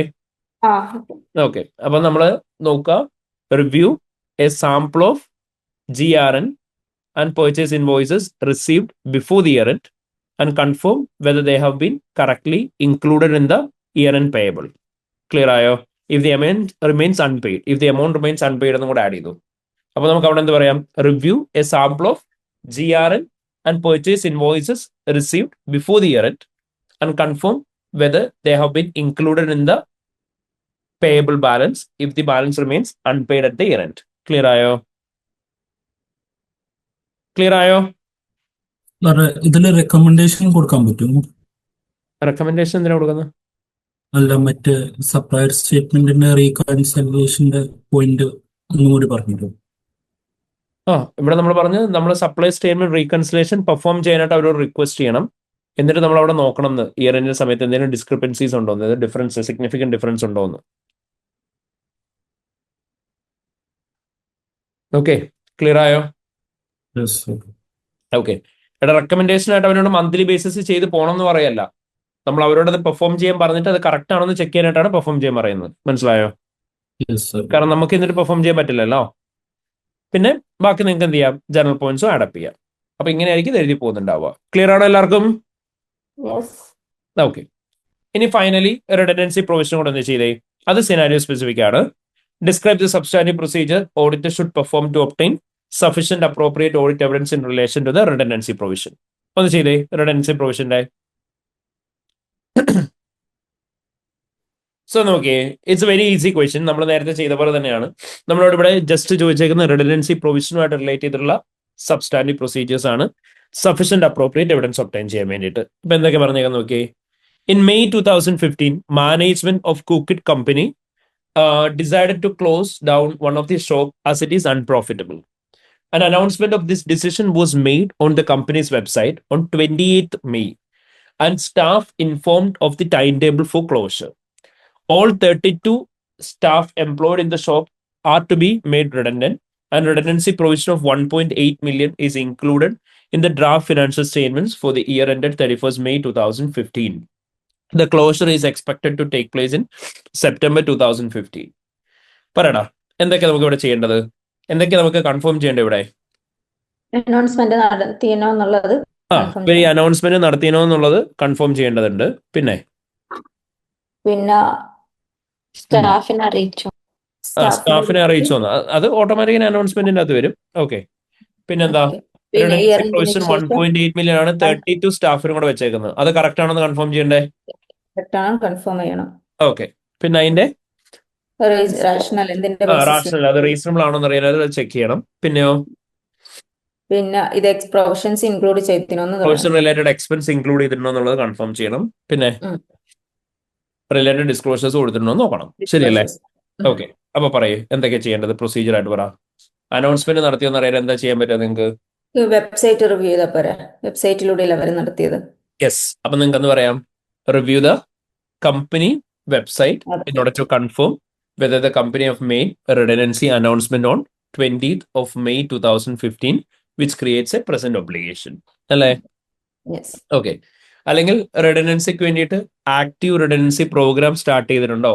റിഡൻഡൻസി അനൗൺസ്മെന്റ് എല്ലാ എംപ്ലോയീസിന്റെ അടുത്ത് നടത്തിയിട്ടുണ്ടോ എന്ന് നമുക്ക് ഓൾട്ടർനേറ്റീവ്ലി വേറെ എന്താ യൂസ് ചെയ്യാൻ പറ്റുക?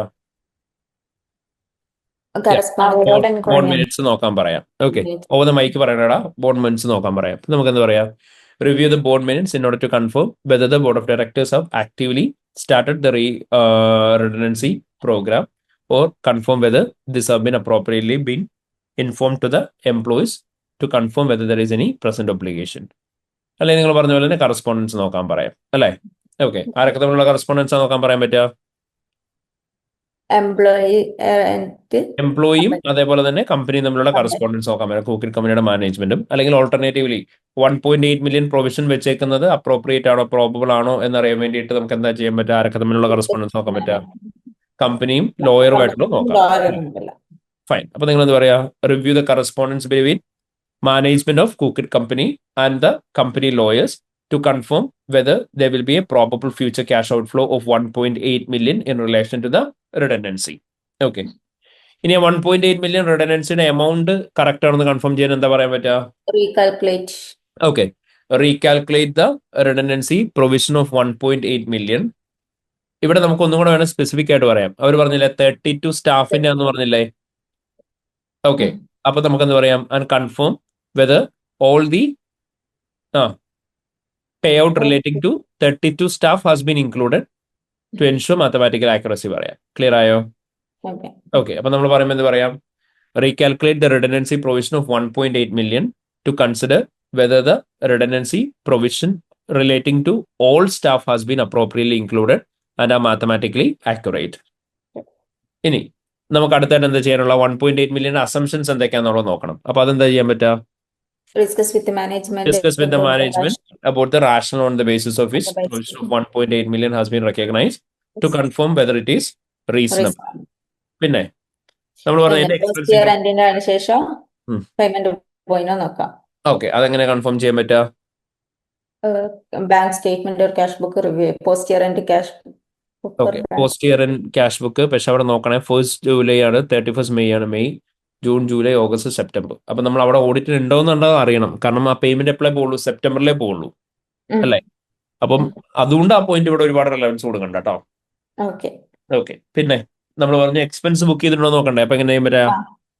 Review the breakage of the breakdown of the expenses. Okay, എല്ലായിടത്തും റിവ്യൂ പറയാതെ മാറ്റി മാറ്റി യൂസ് ചെയ്യണേ.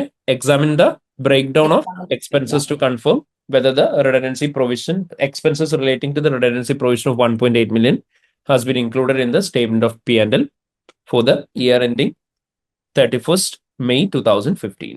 ക്ലിയർ ആയോ?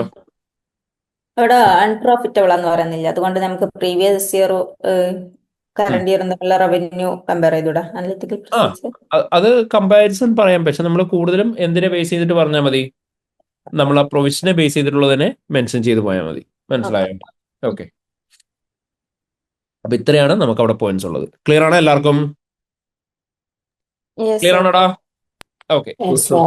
ഇനി നമ്മളപ്പോ മോസ്റ്റ് ഇമ്പോർട്ടന്റ് ആയിട്ടുള്ള ഒരു പരിപാടിയിലേക്കാണ് കടക്കാൻ പോകുന്നത്. ഇനിയിപ്പോ നമ്മൾ ചെയ്യാൻ പോകുന്നത് എന്താണെന്ന് ചോദിച്ചു കഴിഞ്ഞാൽ, നമ്മൾ ഇത്രയും ദിവസം എക്സാമിനേഴ്സ് കമ്മിറ്റി ഡിസ്കസ് ചെയ്ത് വരാറില്ലായിരുന്നോ? എക്സാമിനേഴ്സ് റിപ്പോർട്ട് നമ്മളത് ചെയ്തിട്ടുണ്ടായിരുന്നില്ല. അത് എന്തുകൊണ്ടാണ് ചെയ്യാഞ്ഞെന്ന് ചോദിച്ചു കഴിഞ്ഞാൽ, ഈ ഒരു പർട്ടിക്കുലർ ക്വസ്റ്റിനെ ബേസ് ചെയ്തിട്ടാണ് എക്സാമിനേഴ്സ് കമ്മിറ്റി സ്പെസിഫിക്കലി ഇവിടെ സബ്സ്റ്റാൻറ്റീവ് പ്രൊസീജിയേഴ്സിനെ തന്നേക്കുന്നത്. അപ്പൊ അതുകൊണ്ടാണ് നമ്മൾ ഡിസ്കസ് ചെയ്യാഞ്ഞത്. അപ്പൊ നമുക്ക് എക്സാമിനേഴ്സ് കമ്മിറ്റി ക്വസ്റ്റിനെ ബേസ് ചെയ്ത് തന്നെ നോക്കിപ്പോവാം. അപ്പം കുക്കിറ്റ് കമ്പനി എന്ന് പറയുന്ന ഈ ക്വസ്റ്റിനെ ബേസ് ചെയ്ത് നമ്മളോട് പറഞ്ഞിട്ടുണ്ട് 20 മാർക്കിനാണ് ഇവിടെ ചോദിച്ചിട്ടുള്ളത്. ആൻഡ് ഇവിടെ നമ്മളോട് ചോദിച്ചേക്കുന്ന part A, B and C എന്ന് പറയുന്ന സബ്സ്റ്റാൻറ്റീവ് പ്രൊസീജിയറിനെ ബേസ് ചെയ്തിട്ടാണ് ഇൻവെന്ററി, ട്രേഡ് പേബിൾസ്, റിഡൻഡൻസി. മൊത്തം നമുക്ക് 5 മാർക്ക് ഈച്ച് ആണ് കിട്ടുന്നതെന്ന് പറഞ്ഞിട്ടുണ്ട്. Okay, which we know. And നമ്മളോട് പറയാണ് നമുക്ക് ഓരോ വെൽ എക്സ്പ്ലെയിൻ ചെയ്യുന്ന പോയിന്റിന് എത്ര മാർക്ക് വെച്ചിട്ടായിരിക്കും കിട്ടുന്നുണ്ടാവുക?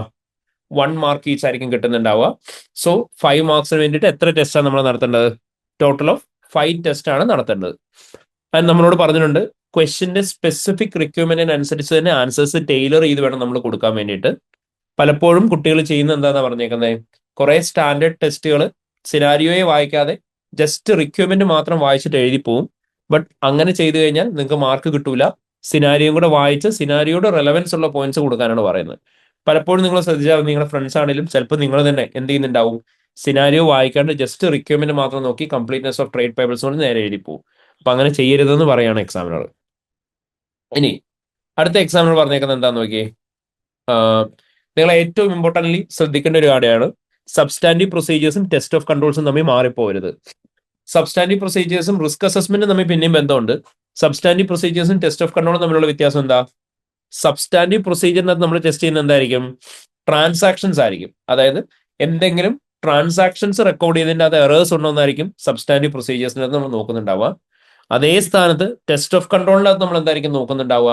കമ്പനിയുടെ ഇന്റേണൽ കൺട്രോൾ സിസ്റ്റം ആയിരിക്കും ടെസ്റ്റ് ചെയ്യുന്നുണ്ടാവുക, വിച്ച് ആർ വേ ഡിഫറെന്റ്. അതുകൊണ്ട് ടെസ്റ്റ് ഓഫ് കൺട്രോൾസും സബ്സ്റ്റാൻറ്റീവ് പ്രൊസീജിയേഴ്സും തമ്മിൽ മാറിപ്പോരുതെന്നാണ് എക്സാമിനർ പറയുന്നത്. ഇനി നിങ്ങളോട് ഫസ്റ്റ് ചോദിച്ചിരുന്നത് വാലുവേഷൻ ഓഫ് കുക്കിറ്റ് കമ്പനിയുടെ ഇൻവെന്ററി ആയിട്ട് റിലേറ്റ് ചെയ്തിട്ടാണ്. നമ്മളിപ്പോൾ ഓൾറെഡി ക്വസ്റ്റ്യൻ ചെയ്തതാണ്. സോ അതുകൊണ്ട് നമ്മൾ മേലത്തെ സിനാരിയോ വായിക്കേണ്ട ആവശ്യമില്ല. നിങ്ങളോട് പറഞ്ഞേക്കാണ് ഇവിടെ കീവേഡ്സ് യൂസ് ചെയ്തേക്കുന്നത് കൺസിഡർ ചെയ്യുക. ഇവിടെ കീവേഡ്സ് എന്ന് പറയുന്നത് എന്തൊക്കെയാ? സബ്സ്റ്റാൻറ്റീവ് ആണ് ചോദിച്ചേക്കുന്നത്, ടെസ്റ്റ് ഓഫ് കൺട്രോൾ അല്ല. വാലുവേഷൻ ആണ് ചോദിച്ചേക്കുന്നത്, ക്യാപിറ്റൽ ലെറ്ററിൽ തന്നിട്ടുണ്ട്. ഇൻവെന്ററി റിലേറ്റഡ് ആണ് ചോദിച്ചേക്കുന്നത്. അതുകൊണ്ട് തന്നെ അതിൽ നിന്ന് നമുക്ക് മനസ്സിലാക്കണം, ഇവിടെ ഇൻവെന്ററിയുടെ ജനറൽ പോയിന്റ്സ് ആയിരുന്നോ ചോദിച്ചിട്ടുണ്ടായിരുന്നത്? അല്ല, നമ്മളോട് ചോദിച്ചിരുന്നത് ഇൻവെന്ററിയുടെ വാലുവേഷന്റെ പോയിന്റ് ആണ്. അതുകൊണ്ട് ഇവിടെ ഈ റെമി ഗുഡ്സിന്റെ പ്രൊഡക്ട്സിന്റെ വാലുവേഷൻ കറക്റ്റ് ആണെന്നാണ് നമ്മൾ ചെക്ക് ചെയ്യേണ്ടത്. അപ്പോൾ അവിടെ നിങ്ങളോട് പറഞ്ഞേക്കാണ്, അവിടെ ഇമ്പോർട്ടന്റ് ആയിട്ട് നിങ്ങൾ നോട്ട് ചെയ്യേണ്ട ഫാക്ടർ എന്താണെന്ന് ചോദിച്ചു കഴിഞ്ഞാൽ, എല്ലാ ഫിനിഷ്ഡ് ഗുഡ്സും കമ്പനി അല്ല മാനുഫാക്ചർ ചെയ്യുന്നത്. അവിടെ നിങ്ങളോട് കൃത്യമായിട്ട് പറഞ്ഞിട്ടുണ്ട് ഇവര് വാങ്ങി വിൽക്കുകയാണ് ചെയ്യുന്നത്. അപ്പൊ അവിടെ വർക്ക് ഇൻ പ്രോഗ്രസിന്റെ പോയിന്റോ സ്റ്റാൻഡേർഡ് കോസ്റ്റിന്റെ പോയിന്റോ ഒക്കെ കൊണ്ട് എഴുതി വെച്ച് കഴിഞ്ഞാൽ മാർക്ക് കിട്ടുമോ? ഇല്ല. അത് നമ്മൾ പറഞ്ഞ നമ്മൾ ആൻസർ പറഞ്ഞ സമയത്തും വർക്ക് ഇൻ പ്രോഗ്രസിന് ഏതെങ്കിലും പോയിന്റ് നമ്മൾ ഡിസ്കസ് ചെയ്തിരുന്നോ? അല്ലെ സ്റ്റാൻഡേർഡ് കോസ്റ്റിലാണ് റെക്കോർഡ് ചെയ്യുന്നത് നോക്കണം എന്ന് പറഞ്ഞിട്ടുണ്ടായിരുന്നോ? ഇല്ല. കാരണം നമ്മൾ കൃത്യമായിട്ട് പറഞ്ഞു, നമ്മൾ പർച്ചേസ് കോസ്റ്റ് പർച്ചേസ് ഇൻവോയ്സുമായിട്ട് എഗ്രി ചെയ്യാനാണ് നമ്മൾ പറഞ്ഞത്. കാരണം നമ്മളോട് ക്വസ്റ്റ്യൻ കൃത്യം പറഞ്ഞിട്ടുണ്ടായിരുന്നു, അവര് ഇൻവെന്ററി ഇവർ പർച്ചേസ് ചെയ്യുന്നതാണ്, ഇൻവെന്ററി പർച്ചേസ് ഇവർ നിർത്തിയെന്ന്. ശരിയല്ലേ? അപ്പൊ അതാ പറഞ്ഞേ, നമ്മളോട് സിനാരിയോക്കകത്ത് പർച്ചേസ് ചെയ്യുന്നതിനെ കുറിച്ച് പറഞ്ഞിട്ടുണ്ടെങ്കിൽ അതിനെക്കുറിച്ച് മാത്രമേ എഴുതാവുള്ളൂ. അവിടെ വർക്ക് ഇൻ പ്രോഗ്രസ് ഉണ്ടാവില്ല, ഫിനിഷ്ഡ് ഗുഡ്സ് മാത്രമേ ഉണ്ടാവുള്ളൂ. കാരണം അവർ പ്രൊഡക്ട്സ് വാങ്ങി വിൽക്കുക എന്നാണ് നമ്മളോട് പറഞ്ഞത്. അത് നമ്മൾ പറഞ്ഞ് പലരും എന്ത് ചെയ്യും, സിനാരിയോ വായിക്കാണ്ട് എഴുതും. അപ്പോൾ വർക്ക് ഇൻ പ്രോഗ്രസിന്റെയും അതേപോലെ തന്നെ റോ മെറ്റീരിയൽസിന്റെ ഒക്കെ എഴുതും, അതിനൊന്നും മാർക്ക് കൊടുക്കൂല എന്ന്. മനസ്സിലായോ? ഓക്കെ. അപ്പൊ നിങ്ങളോട് പറഞ്ഞേക്കാണ് വാലുവേഷനുമായിട്ട് റിലേറ്റ് ചെയ്തിട്ട് നിങ്ങൾക്ക് ഫോക്കസ് ചെയ്യാൻ പറ്റുന്ന പ്രൊസീജിയേഴ്സ് എന്ന് പറഞ്ഞാൽ എന്തൊക്കെയായിരിക്കും? നമ്മൾ പറഞ്ഞേക്കുന്നതിനാണോ നോക്കി, കോസ്റ്റ് ഓഫ് ഇൻവെന്ററി കൺഫേം ചെയ്യുക, NRV നോക്കുക, റൈറ്റ് ഓഫ് ചെയ്യേണ്ട ആവശ്യമുണ്ടോ നോക്കുക, കമ്പനിയുടെ ഇൻവെന്ററി ഏതെങ്കിലും ഓവർ വാല്യൂഡ് ആണോ നോക്കുക. ഇതന്നെയല്ലേ നമ്മൾ പറഞ്ഞേ? അല്ലേ നിങ്ങൾ പറഞ്ഞത് ആണോ? യെസ്. ഇനി നെക്സ്റ്റ് നമ്മളോട് പറഞ്ഞേക്കാണ്, നിങ്ങളിവിടെ ഓരോ ടൈം സ്പെൻഡ് ചെയ്യുന്ന സമയത്ത് കെയർഫുള്ളി ക്വസ്റ്റ്യൻ്റെ അകത്ത് നോക്കണം, ടൈലർ ചെയ്തിട്ടുള്ള ആൻസേഴ്സ് തന്നെ കൊടുക്കുക. ഇവിടെ നമ്മളോട് പറയാണ്, ഇവിടെ കുറെ കുട്ടികൾ എന്ത് ചെയ്തിട്ടുണ്ടായിരുന്നു, ഈ ഒരു പർട്ടിക്കുലർ അറ്റംപ്റ്റിൽ എക്സാമിന് recalculate work in progress based on stage of completion, discuss work in progress with the management, inventory count നടത്തണം, സ്റ്റാൻഡേർഡ് ലേബർ കോസ്റ്റ് പേറോൾ റെക്കോർഡ്സുമായിട്ട് എഗ്രി ചെയ്യണം, ഇങ്ങനെയുള്ള പോയിന്റ്സ് ഒക്കെ എഴുതിയിട്ടുണ്ടായിരുന്നു എന്ന് പറയാം. ഇങ്ങനെയുള്ള ഏതെങ്കിലും പോയിന്റ് എഴുതി കഴിഞ്ഞാൽ മാർക്ക് കിട്ടുമോ? കിട്ടൂടാ? ഇല്ല സാർ. ഇല്ല. കാരണം എന്താ? അവർക്ക് വർക്ക് ഇൻ പ്രോഗ്രസ് ഇല്ല, അവർ ഇൻവെന്ററി വാങ്ങി വിൽക്കുക എന്നാണ് നമ്മളോട് പറഞ്ഞേക്കുന്നത്. അതുകൊണ്ട് നമ്മൾ ആ പോയിന്റ്സ് ഒന്നും എഴുതേണ്ട ആവശ്യമില്ല. ഓക്കെ. ഇനി രണ്ടാമത് നമ്മളോട് ചോദിച്ചിരുന്നത് കംപ്ലീറ്റ്നെസ് ഓഫ് ട്രേഡ് പേബിൾസ് തന്നെയാണ്. ഇവിടെ നിങ്ങളോട് പറഞ്ഞിട്ടുണ്ട്, ഇവിടെ ഈ ക്വസ്റ്റിന്റെ റിക്വയർമെന്റ് എഗെയിൻ ഫോക്കസ് ചെയ്യുന്ന എന്തില്ല? സ്പെസിഫിക് അസേർഷന്റെ മേലെയാണ്, കംപ്ലീറ്റ്നെസിന്റെ മേലെയാണ്. അതുകൊണ്ട് തന്നെ നിങ്ങൾ എന്ത് ചെയ്യുക? സബ്സ്റ്റാൻറ്റീവ് പ്രൊസീജിയേഴ്സ് ഇവിടെ പെർഫോം ചെയ്യുമ്പോൾ അസേർഷൻ സ്പെസിഫിക് ആയിട്ട് കംപ്ലീറ്റ്നെസിന്റെ തന്നെ ചെയ്താൽ മതി. കംപ്ലീറ്റ്നെസിന്റെ അല്ലാണ്ട് വേറെ ഏതെങ്കിലും എഴുതി കഴിഞ്ഞാൽ നിങ്ങൾക്ക് മാർക്ക് കിട്ടൂല. എക്സിസ്റ്റൻസിന്റെ പോയിന്റ്സ് കൊണ്ട് എഴുതി വെച്ച് കഴിഞ്ഞാൽ മാർക്ക് കിട്ടൂല. അതുകൊണ്ടാണ് നമ്മൾ പറഞ്ഞേക്കുന്നത് ഏതെങ്കിലും പ്രൊസീജിയേഴ്സ് കംപ്ലീറ്റ്നെസിനെ ബേസ് ചെയ്തിട്ടല്ല എഴുതിയേക്കുന്നുണ്ടെങ്കിൽ നിങ്ങൾക്ക് മാർക്ക് കിട്ടത്തില്ല. ക്ലിയർ ആയോ? Is a clear everyone? ഇനി നെക്സ്റ്റ് നമ്മളോട് എക്സാമിനേഴ്സ് കമന്റ് ആയിട്ട് പറയാണ്, നമ്മൾ സബ്സ്റ്റാൻറ്റീവ് പ്രൊസീജിയേഴ്സ് പെർഫോം ചെയ്യുന്ന സമയത്ത് നമ്മൾ ഡീറ്റെയിൽഡ് ആയിട്ടുള്ള പ്രൊസീജിയേഴ്സ് തന്നെ പെർഫോം ചെയ്യണം. നമ്മളോട് പറയാം വേഗ് അല്ലെങ്കിൽ ബ്രീഫ് ആയിട്ടുള്ള ആൻസേഴ്സ് എഴുതരുത്. അതായത് റീകാൽക്കുലേറ്റ്, റിഡൻഡൻസി പ്രൊവിഷൻ, പർപ്പസ് എഴുതുന്നില്ല, മാർക്ക് കിട്ടുമോ? ഇല്ല. അതുകൊണ്ട് പറഞ്ഞ വേഗ് ആയിട്ടുള്ള എഴുതരുത്. എന്തെഴുതിയാലും എന്ത് പേർപ്പസിന് വേണ്ടിയിട്ടാണ് ചെയ്യുന്നത്? To confirm, to ensure, to assure, നമ്മൾ ആ പറഞ്ഞ പോയിന്റ്സും കൂടി ഇൻക്ലൂഡ് ചെയ്യുന്നുണ്ടാവണം. അതുപോലെ തന്നെ ടെസ്റ്റ് ഡീറ്റെയിൽഡ് ആയിരിക്കണം. സോഴ്സ് ഡോക്യുമെന്റ് ഏതാന്നുള്ളത് പറയണം, അതിന്റെ പർപ്പസ് എന്താന്നുള്ളതും കൃത്യമായിട്ട് പറയുന്നുണ്ടാവണം. ഓക്കെ.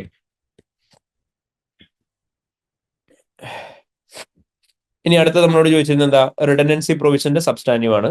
അപ്പൊ നിങ്ങളോട് ഇവിടെ പറഞ്ഞിട്ടുണ്ട് റിഡൻഡൻസി പ്രൊവിഷനുമായിട്ട് റിലേറ്റ് ചെയ്തുള്ള സബ്സ്റ്റാൻറ്റീവ് എഴുതണം എന്നുണ്ടെങ്കിൽ ആദ്യം നിങ്ങൾക്ക് അവിടെ വേണ്ടത് എന്താ? നോളജ് ഓഫ് റിഡൻഡൻസി പ്രൊവിഷൻ ആണ് വേണ്ടത്. അതായത് എപ്പോഴാണ് റിഡൻഡൻസി പ്രൊവിഷൻ റെക്കഗ്നൈസ് ചെയ്യേണ്ടത്, എന്തൊക്കെ കണ്ടീഷൻസ് ആണ് മീറ്റ് ചെയ്യേണ്ടത്, ആ നോളജ് ആണ് നിങ്ങൾക്ക് ഫസ്റ്റ് വേണ്ടത്. അപ്പൊ അതുകൊണ്ട് പറഞ്ഞ് ആ നോളജ് യൂസ് ചെയ്ത് ലോജിക്കലി എഴുതുക. അതുകൊണ്ട് നമ്മൾ ചെയ്ത സമയത്ത് നമ്മൾ എന്ത് ചെയ്ത് പ്രോബബിൾ ഔട്ട്ഫ്ലോ ഉണ്ടോ എന്ന് നോക്കി, പ്രസന്റ് ഒബ്ലിഗേഷൻ ഉണ്ടോ എന്നുള്ളത് നോക്കി, എമൗണ്ട് ആക്യുറേറ്റ് ആണോ എന്നുള്ളത് നോക്കി, എല്ലാ ഫിഗേഴ്സും കൺസിഡർ ചെയ്തിട്ടുണ്ടോ എന്ന് നോക്കി, അങ്ങനെ എഴുതി പോകണം എന്നാണ് പറയാം. അപ്പോൾ നിങ്ങളോട് പറഞ്ഞിരിക്കുന്നത് റിഡൻഡൻസി പ്രൊവിഷന്റെ പോയിന്റ്സ് എഴുതാനായിട്ട് ആദ്യമേ റിഡൻഡൻസിയുടെ നോളജ് ആലോചിച്ച് നോക്കുക. ഇതിന് വേണ്ടിയിട്ടാണ് ഫസ്റ്റ് ഡേ ഞാൻ പറഞ്ഞത് that we need to revise the accounting standards, എങ്കിലേ നമുക്കത് ചെയ്യാൻ പറ്റുള്ളൂ വൃത്തിക്ക്. ദെൻ അവർ നമ്മളോട് പറഞ്ഞിട്ടുണ്ട് കുറെ സ്ട്രേറ്റ് ഫോർവേഡ് ആയിട്ടുള്ള പ്രൊസീജിയേഴ്സ് നിങ്ങൾക്ക് എഴുതാം, അതിനൊക്കെ മാർക്ക് കിട്ടും എന്ന് പറഞ്ഞു. ഏതൊക്കെയാ? റീകാൽക്കുലേറ്റിംഗ് റിഡൻഡൻസി പ്രൊവിഷൻ, അതേപോലെ തന്നെ എംപ്ലോയിയുടെ കറസ്പോണ്ടൻസ് നോക്കാം, അനൗൺസ്മെന്റ് പ്രിയറിന് നടത്തിയിട്ടുണ്ടോ എന്ന് അറിയാൻ, ബോർഡ് മിനിറ്റ്സ് നോക്കാം എന്ന് പറയുന്നു, റിട്ടേൺ റെപ്രസെന്റേഷൻ വാങ്ങാം, പ്രൊവിഷൻ എമൗണ്ട് കംപ്ലീറ്റ് ആണെന്ന് കൺഫേം ചെയ്യാൻ, ഡിസ്ക്ലോഷേഴ്സ് റിവ്യൂ ചെയ്യാം. ഈ പോയിന്റ്സ് ഒക്കെ നമ്മൾ പറഞ്ഞല്ലേ? ഓക്കെ. നമ്മൾ ഇതിനും കൂടുതൽ ഡെപ്തിലായിരുന്നു പറഞ്ഞിട്ടുണ്ടായിരുന്നു. സോ ഈ പോയിന്റ്സിനൊക്കെ മാർക്ക് കിട്ടും എന്നാണ് പറയുന്നത്. മനസ്സിലായോ? ഓക്കെ. ആൻഡ് ഫൈനലി നമ്മളോട് പറയാണ്, നിങ്ങളവിടെ പ്രത്യേകം ശ്രദ്ധിക്കണം, നിങ്ങൾ റിഡൻഡൻസിയുടെ ഒക്കെ പോയിന്റ്സ് പറയുന്ന സമയത്ത് comparison with the prior year ഒക്കെ പറയുമ്പോൾ ശ്രദ്ധിച്ച് തന്നെ പറയാം. റിഡൻഡൻസി പ്രൊവിഷന്റെ കേസിൽ കമ്പാരിസൺ വിത്ത് പ്രയർ ഇയർ എന്ന് പറയുന്നതിന് മാർക്ക് കിട്ടുമോ? ഇല്ല. കാരണം എന്താ? പ്രീവിയസ് ഇയറിൽ റിഡൻഡൻസി ഉണ്ടെന്ന് നമ്മളോട് പറഞ്ഞിട്ടുണ്ടോ? ഇല്ല. അപ്പം പ്രീവിയസ് ഇയറിൽ റിഡൻഡൻസി ഉണ്ടെങ്കിൽ മാത്രമേ നമുക്ക് എന്ത് ചെയ്യാൻ പറ്റുള്ളൂ? കറണ്ട് ഇയറിന്റെ ബാലൻസ് പ്രീവിയസ് ഇയർ ആയിട്ട് കമ്പയർ ചെയ്യാനായിട്ട് പറ്റുള്ളൂ. അല്ലാന്നുണ്ടെങ്കിൽ നമുക്ക് അതിന് മാർക്ക് കിട്ടൂല. ക്ലിയർ ആയോ? ഓക്കെ. ആൻഡ് ഫൈനലി നമ്മളോട് പറഞ്ഞേക്കാണ് അതർ കോമൺ ഇൻഅപ്രോപ്രിയേറ്റ് ടെസ്റ്റ് എന്ന് പറയുന്നത് generic payroll procedures, going concern test, procedures to verify the shop which are closing which is fact unprofitable. ഇതെല്ലാം എന്താണ്? ഇൻഅപ്രോപ്രിയേറ്റ് ടെസ്റ്റ് ആണ്. മനസ്സിലായോ? അത് നമ്മൾ പറഞ്ഞേ ആ ഫേം പ്രോഫിറ്റബിൾ ആണോ എന്ന് പോയി നോക്കേണ്ട ആവശ്യമുണ്ടോ നമുക്ക്? ഇല്ല. നമ്മളോട് റിഡൻഡൻസിയുടെ കാര്യം പറഞ്ഞേക്കാം, നമ്മൾ റിഡൻഡൻസിനെ ബേസ് ചെയ്തിട്ടുള്ള കാര്യങ്ങൾ മാത്രം നോക്കിയാൽ മതി. അപ്പം അതേപോലെ തന്നെ കുറെ കുട്ടികൾ എഴുതി വെക്കുന്ന ഒരു പോയിന്റ് ആണ്, ഇവർ പറഞ്ഞില്ല അവരുടെ ഒരു സൈറ്റ് തന്നെ ക്ലോസ് ചെയ്യാൻ പോവാണ്, ഇത്രയും എംപ്ലോയീസ് പോകുന്നു പറഞ്ഞല്ലോ. അപ്പൊ ഗോയിങ് കൺസേണിന്റെ പോയിന്റ്സ് കുട്ടികൾ കൊണ്ട് എഴുതി വെക്കും, മാർക്ക് കിട്ടൂല. ആൻഡ് നിങ്ങളോട് പറയാണ് പേറോളിന്റെ പോയിന്റ്സ് കൊണ്ട് എഴുതി വെക്കും, മാർക്ക് കിട്ടൂല. കാരണം നിങ്ങളോട് സ്പെസിഫിക്കലി പറഞ്ഞു എന്ത് തന്നെ റിഡൻഡൻസി റിലേറ്റഡ് പ്രൊസീജിയേഴ്സ് ആണ് ചോദിച്ചേക്കുന്നത്, പ്രൊവിഷനുമായിട്ട് റിലേറ്റ് ചെയ്ത്, അത് മാത്രം അപ്പോൾ എഴുതിയാൽ മതി, അതിന് മാത്രമേ മാർക്ക് കിട്ടത്തുള്ളൂ. മനസ്സിലായോ? Is a clear everyone? Okay. അപ്പൊ ഇത്രയും കാര്യങ്ങളാണ് നമ്മൾ കൺസിഡർ ചെയ്യേണ്ടത് when you doing questions relating to substantive procedures. പക്ക ക്ലിയർ ആയോ? Yes sir. ഓക്കെ. അപ്പൊ ഇനി ബാക്കിയുള്ള സബ്സ്റ്റാൻറ്റീവിന്റെ ക്വസ്റ്റ്യൻസ് നമ്മൾ ചെയ്യുന്നുണ്ടാവുക, വളരെ കുറച്ച് ക്വസ്റ്റ്യൻസ് ആണ് ചെയ്യാനുള്ളത്. നമ്മൾ മോക്ക് എക്സാമിന്റെ കൂടെ തന്നെ ആയിരിക്കും ചെയ്തു പോകുന്നുണ്ടാവുക. കാരണം നമുക്ക് സബ്സ്റ്റാൻറ്റീവ്സ് ചെയ്യാനായിട്ട് പ്രീ മോക്കിന് മുന്നേ ഉള്ള സാമ്പിൾ മോക്കിൽ നമ്മൾ ബാക്കിയുള്ള ഇവിടെ നിന്നുള്ള സബ്സ്റ്റാൻറ്റീവ്സ് ആയിരിക്കും ചെയ്യുന്നുണ്ടാവുക. അപ്പൊ സബ്സ്റ്റാൻറ്റീവ്സിന്റെ ക്വസ്റ്റ്യൻസ് റാൻഡംലി എടുത്ത് ചെയ്ത് നോക്കാതെ ആദ്യം സബ്സ്റ്റാൻറ്റീവ്സ് ഏറ്റവും നല്ല രീതിയിൽ റിവൈസ് ചെയ്യുക. നമ്മൾ ബാക്കിയുള്ള എല്ലാ സബ്സ്റ്റാൻറ്റീവ്സിനും ഓൾമോസ്റ്റ് ക്വസ്റ്റ്യൻസ് ചെയ്തായിരുന്നു, റെക്കോർഡിംഗ്സ് നോക്കിയിട്ട് ആ സെയിം ഓർഡറിൽ തന്നെ ചെയ്തു പോരുക. ആൻഡ് സബ്സ്റ്റാൻറ്റീവിന്റെ ക്വസ്റ്റ്യൻ പ്രാക്ടീസ് ചെയ്യുമ്പോൾ റെക്കോർഡിങ്സ് കണ്ടിട്ട് ക്വസ്റ്റ്യൻ പ്രാക്ടീസ് ചെയ്യരുത്. എപ്പോഴും ചെയ്യുന്ന സമയത്ത് ആദ്യം ഇരുന്നിട്ട് ക്വസ്റ്റ്യൻ വായിക്കുക, ഓൺ വേർഡ്സിൽ ആൻസർ എഴുതുക, സിനാരിയോ ലിങ്ക് ചെയ്ത് എഴുതുക, അതിന് ശേഷം മാത്രം റെക്കോർഡിങ്സ് അറ്റൻഡ് ചെയ്യുക. ആ പാറ്റേണിൽ തന്നെ ചെയ്തു പോവാം കേട്ടോ. Okay, so one thing is pretty sure, substantives വൃത്തിക്ക് പഠിച്ചാൽ ഭയങ്കര നല്ല രീതിയിൽ മാർക്ക് സ്കോർ ചെയ്യാം, സുഖമായിട്ട് എഴുതാം. നിങ്ങളൊരു ലിറ്ററലി ഞാൻ പറഞ്ഞൊരു മാച്ചിങ് മാത്രം നടത്തിയാൽ മതി. നിങ്ങൾ പഠിച്ച പോയിന്റ്സും സിനാരിയോയും റിക്വയർമെന്റുമായിട്ട് മാച്ച് ചെയ്തിട്ട് എഴുതിയാൽ മതി. വേഗ് ആയിട്ടുള്ള രീതിയിൽ പോയിന്റ്സ് എഴുതരുത്, ജനറൽ പോയിന്റ്സ് എഴുതരുത്. Whenever you give your points, make sure that there is procedure part, information അല്ലെങ്കിൽ ഡോക്യുമെന്റ് ഉണ്ട്, അതിന് അതേപോലെ തന്നെ എന്ത് പേർപ്പസിനാണ് ഈ പ്രൊസീജിയർ ചെയ്യുന്നത് അതും ക്ലിയർലി പറഞ്ഞിട്ടുണ്ടെന്ന് എൻഷുർ ചെയ്യുക. ഇത്രയും കാര്യങ്ങൾ കറക്റ്റ് ആണെന്നുണ്ടെങ്കിൽ മാർക്ക് കിട്ടും. ഇത്രയും കാര്യങ്ങൾ കറക്റ്റ് അല്ലേ, നിങ്ങൾ എന്ത് എഴുതിയാലും മാർക്ക് കിട്ടില്ല. അപ്പോൾ അതുകൊണ്ട് സബ്സ്റ്റാൻറ്റീവ്സിന്റെ ഇത്രയും കാര്യങ്ങൾ കൃത്യമായിട്ട് നോക്കിയിട്ട് തന്നെ എഴുതി പോവുക, വൃത്തിക്ക് എഴുതി പോവുക. ഏറ്റവും നല്ല രീതിയിൽ സബ്സ്റ്റാൻറ്റീവ്സിന് എഴുതി പ്രിപ്പയർ ചെയ്യണം. കാരണം സബ്സ്റ്റാൻറ്റീവ്സ് പഠിക്കാണ്ട് പാസ്സാവുക എന്ന് പറയുന്നത് ബുദ്ധിമുട്ടാണ്. എടാ, പലരും പറയാറുള്ള ഒരു മിത്തുണ്ട്, സബ്സ്റ്റാൻറ്റീവ്സിന് ആൻസേഴ്സ് എഴുതിയിട്ടില്ല എന്നുണ്ടെങ്കിൽ ACC നിങ്ങളെ ഫെയിൽ ആക്കുന്നത്. സത്യത്തിൽ സബ്സ്റ്റാൻറ്റീവ്സിന് ആൻസർ എഴുതാത്തപ്പോൾ ACC ഫെയിൽ ആക്കുന്നല്ല. കാരണം സബ്സ്റ്റാൻറ്റീവ്സ് തന്നെ എന്താണെങ്കിലും അറൌണ്ട് 20-25 മാർക്സിന് ചോദിക്കും. അപ്പം ഇഫക്റ്റീവ്ലി സബ്സ്റ്റാൻറ്റീവ്സ് നിങ്ങൾക്ക് ഒന്നും അറിയില്ല, ഒന്നും എഴുതിയിട്ടില്ല, അതിൽ മാർക്ക് സ്കോർ ചെയ്തില്ല എന്നുണ്ടെങ്കിൽ എന്തായിരിക്കും പറ്റുക? മൊത്തം 100 മാർക്സിന്റെ എക്സാമിന് 25 മാർക്സ് പോയി കഴിഞ്ഞാൽ 75 മാർക്സിൽ നിങ്ങൾ 50 മാർക്സ് സ്കോർ ചെയ്യാൻ നോക്കുന്ന പോലെ ആയിരിക്കും. സോ ഇഫക്റ്റീവ്ലി അപ്പൊ എത്രയായി? ഒരു 70% അല്ലെങ്കിൽ 80% മാർക്ക് വേണം നിങ്ങൾക്ക് പാസ്സാവാൻ. സോ അത് കിട്ടാൻ ബുദ്ധിമുട്ടാ. അപ്പൊ അങ്ങനെ വരുമ്പോഴത്തേന് ഓട്ടോമാറ്റിക്കായി നിങ്ങൾ ഫെയിൽ ആവും. അപ്പൊ അത് സബ്സ്റ്റാൻറ്റീവ്സ് എഴുതാക്കാത്തതുകൊണ്ട് ACC നിങ്ങളെ ഫെയിൽ ആക്കുന്നല്ല, നിങ്ങൾ തന്നെ സ്വയം ഫെയിൽ ആവുന്ന. അപ്പം അങ്ങനത്തെ കേസസ് ഒന്നും കൺസിഡർ ചെയ്യേണ്ട. സബ്സ്റ്റാൻറ്റീവ്സ് വൃത്തിക്ക് പഠിക്കുക, നല്ല രീതിയിൽ എഴുതുക. മിനിമം 50% മാർക്കെങ്കിലും സ്കോർ ചെയ്താൽ പോലും നമുക്ക് സുഖമായിട്ട് പാസ്സായി പോവാം. ബട്ട് സബ്സ്റ്റാൻറ്റീവ്സിന് മിനിമം 50% മാർക്ക് ഒന്നുമല്ല, നമുക്ക് നല്ല രീതിയിൽ മാർക്ക് സ്കോർ ചെയ്യാൻ പറ്റും. ബട്ട് ബൈഹേർട്ട് പഠിക്കരുത്, പോയിന്റ്സ് മീനിങ് നല്ല രീതിയിൽ മനസ്സിലാക്കുക, ഓൺ വേർഡ്സ് എഴുതുക. ബൈഹേർട്ട് പഠിക്കുന്നല്ല, ഇപ്പം ഫാക്കൽറ്റിയായി ഞാൻ ക്ലാസ് ഡിസ്കസ് ചെയ്യുന്ന പോയിന്റ്സ് അതേപോലെ തന്നെ കൊണ്ട് എഴുതി വെക്കരുത്, നള്ളിഫൈഡ് ആവും. ഓൺ വേർഡ്സിൽ തന്നെ സിനാരിയോ കണക്ട് ചെയ്തിട്ട് എഴുതുക കേട്ടോ. ക്ലിയർ ആയോ? Fine, okay. അപ്പം ഇത്രയും കാര്യങ്ങളാണ് ഇന്ന് നമുക്ക് ഡിസ്കസ് ചെയ്യാനായിട്ടുള്ളത്. ഐ ബിലീവ് എല്ലാവരും ക്വസ്റ്റ്യൻസ് ഒപ്പം തന്നെ ചെയ്തു പോയി എന്ന് പ്രതീക്ഷിക്കുന്നു. ആരെങ്കിലും ചെയ്തിട്ടില്ല എന്നുണ്ടെങ്കിൽ സ്വന്തമായിട്ട് ഇരുന്നിട്ട് ഇന്ന് തന്നെ ചെയ്യണം ഈ ക്വസ്റ്റ്യൻ. സബ്സ്റ്റാൻറ്റീവ്സിൽ എല്ലാ ഏരിയാസും റിവൈസ് ചെയ്യുക. ഞാൻ പറഞ്ഞ പോലെ തന്നെ ഈ വീക്കിൽ നമ്മുടെ ഈ റിവിഷന്റെ കൂടെ തന്നെ നിങ്ങളുടെ റിവിഷൻ കംപ്ലീറ്റ് ആവണം. നെക്സ്റ്റ് വീക്ക് റിവിഷന് വേണ്ടിയിട്ട് സ്പെൻഡ് ചെയ്യരുത്. നെക്സ്റ്റ് വീക്കിൽ നമുക്ക് mock exams, multiple mock exams എഴുതാനുണ്ട്. അതുപോലെ തന്നെ നിങ്ങൾ ക്വസ്റ്റ്യൻ പ്രാക്ടീസിന് മേലെ മാത്രം ഫോക്കസ് ചെയ്യുക. ഇതിനൊപ്പം തന്നെ നിങ്ങൾ MCQ ക്വസ്റ്റ്യൻസും ചെയ്തു പോവുക. MCQസിന്റെയും എല്ലാ ക്വസ്റ്റ്യൻസും നമ്മൾ ഓൾമോസ്റ്റ് ക്ലാസ് ഡിസ്കസ് ചെയ്ത് പോയതായിരുന്നു. ആ ക്വസ്റ്റ്യൻസ് തന്നെ നോക്കി പോവുക എല്ലാവരും. ആരെങ്കിലും MCQs കംപ്ലീറ്റ് ചെയ്യാനുണ്ടെങ്കിൽ മേക്ക് ഷുവർ ദാറ്റ് MCQs ചെയ്യുന്നതിന് മുന്നേ തിയറീസ് എല്ലാം നോക്കി തീർക്കണം, എങ്കിലേ MCQ മനസ്സിലാവുള്ളൂ. കാരണം നമ്മുടെ മിക്സ് ഓഫ് തിയറീനെ ബേസ് ചെയ്തിട്ടായിരിക്കും MCQs വരിക. അപ്പൊ എല്ലാവരും പ്രോപ്പർലി തന്നെ നോക്കുക. അപ്പൊ ഇന്നത്തെ ഈ ക്വസ്റ്റ്യനകത്ത് റിപ്പോർട്ടിങ്ങിന്റെ ഭാഗം നമ്മൾ ഇന്റൻഷനലി സ്കിപ്പ് ചെയ്തേക്കുന്നതാണ്. കാരണം നാളത്തെ സെഷനിൽ നമ്മൾ നോക്കാൻ പോകുന്നത് ഏതൊക്കെയാ? Reporting, corporate governance, ethics, quality management. ഈ 4 ഏരിയാസ് റിവൈസ് ചെയ്യും. ഇതിനെ ബേസ് ചെയ്തുള്ള ക്വസ്റ്റ്യൻസ് ആയിരിക്കും നാളെ ചെയ്യുന്നുണ്ടാവുക. Okay, all right. So thank you so much everyone. Thank you. Have a nice day. Bye.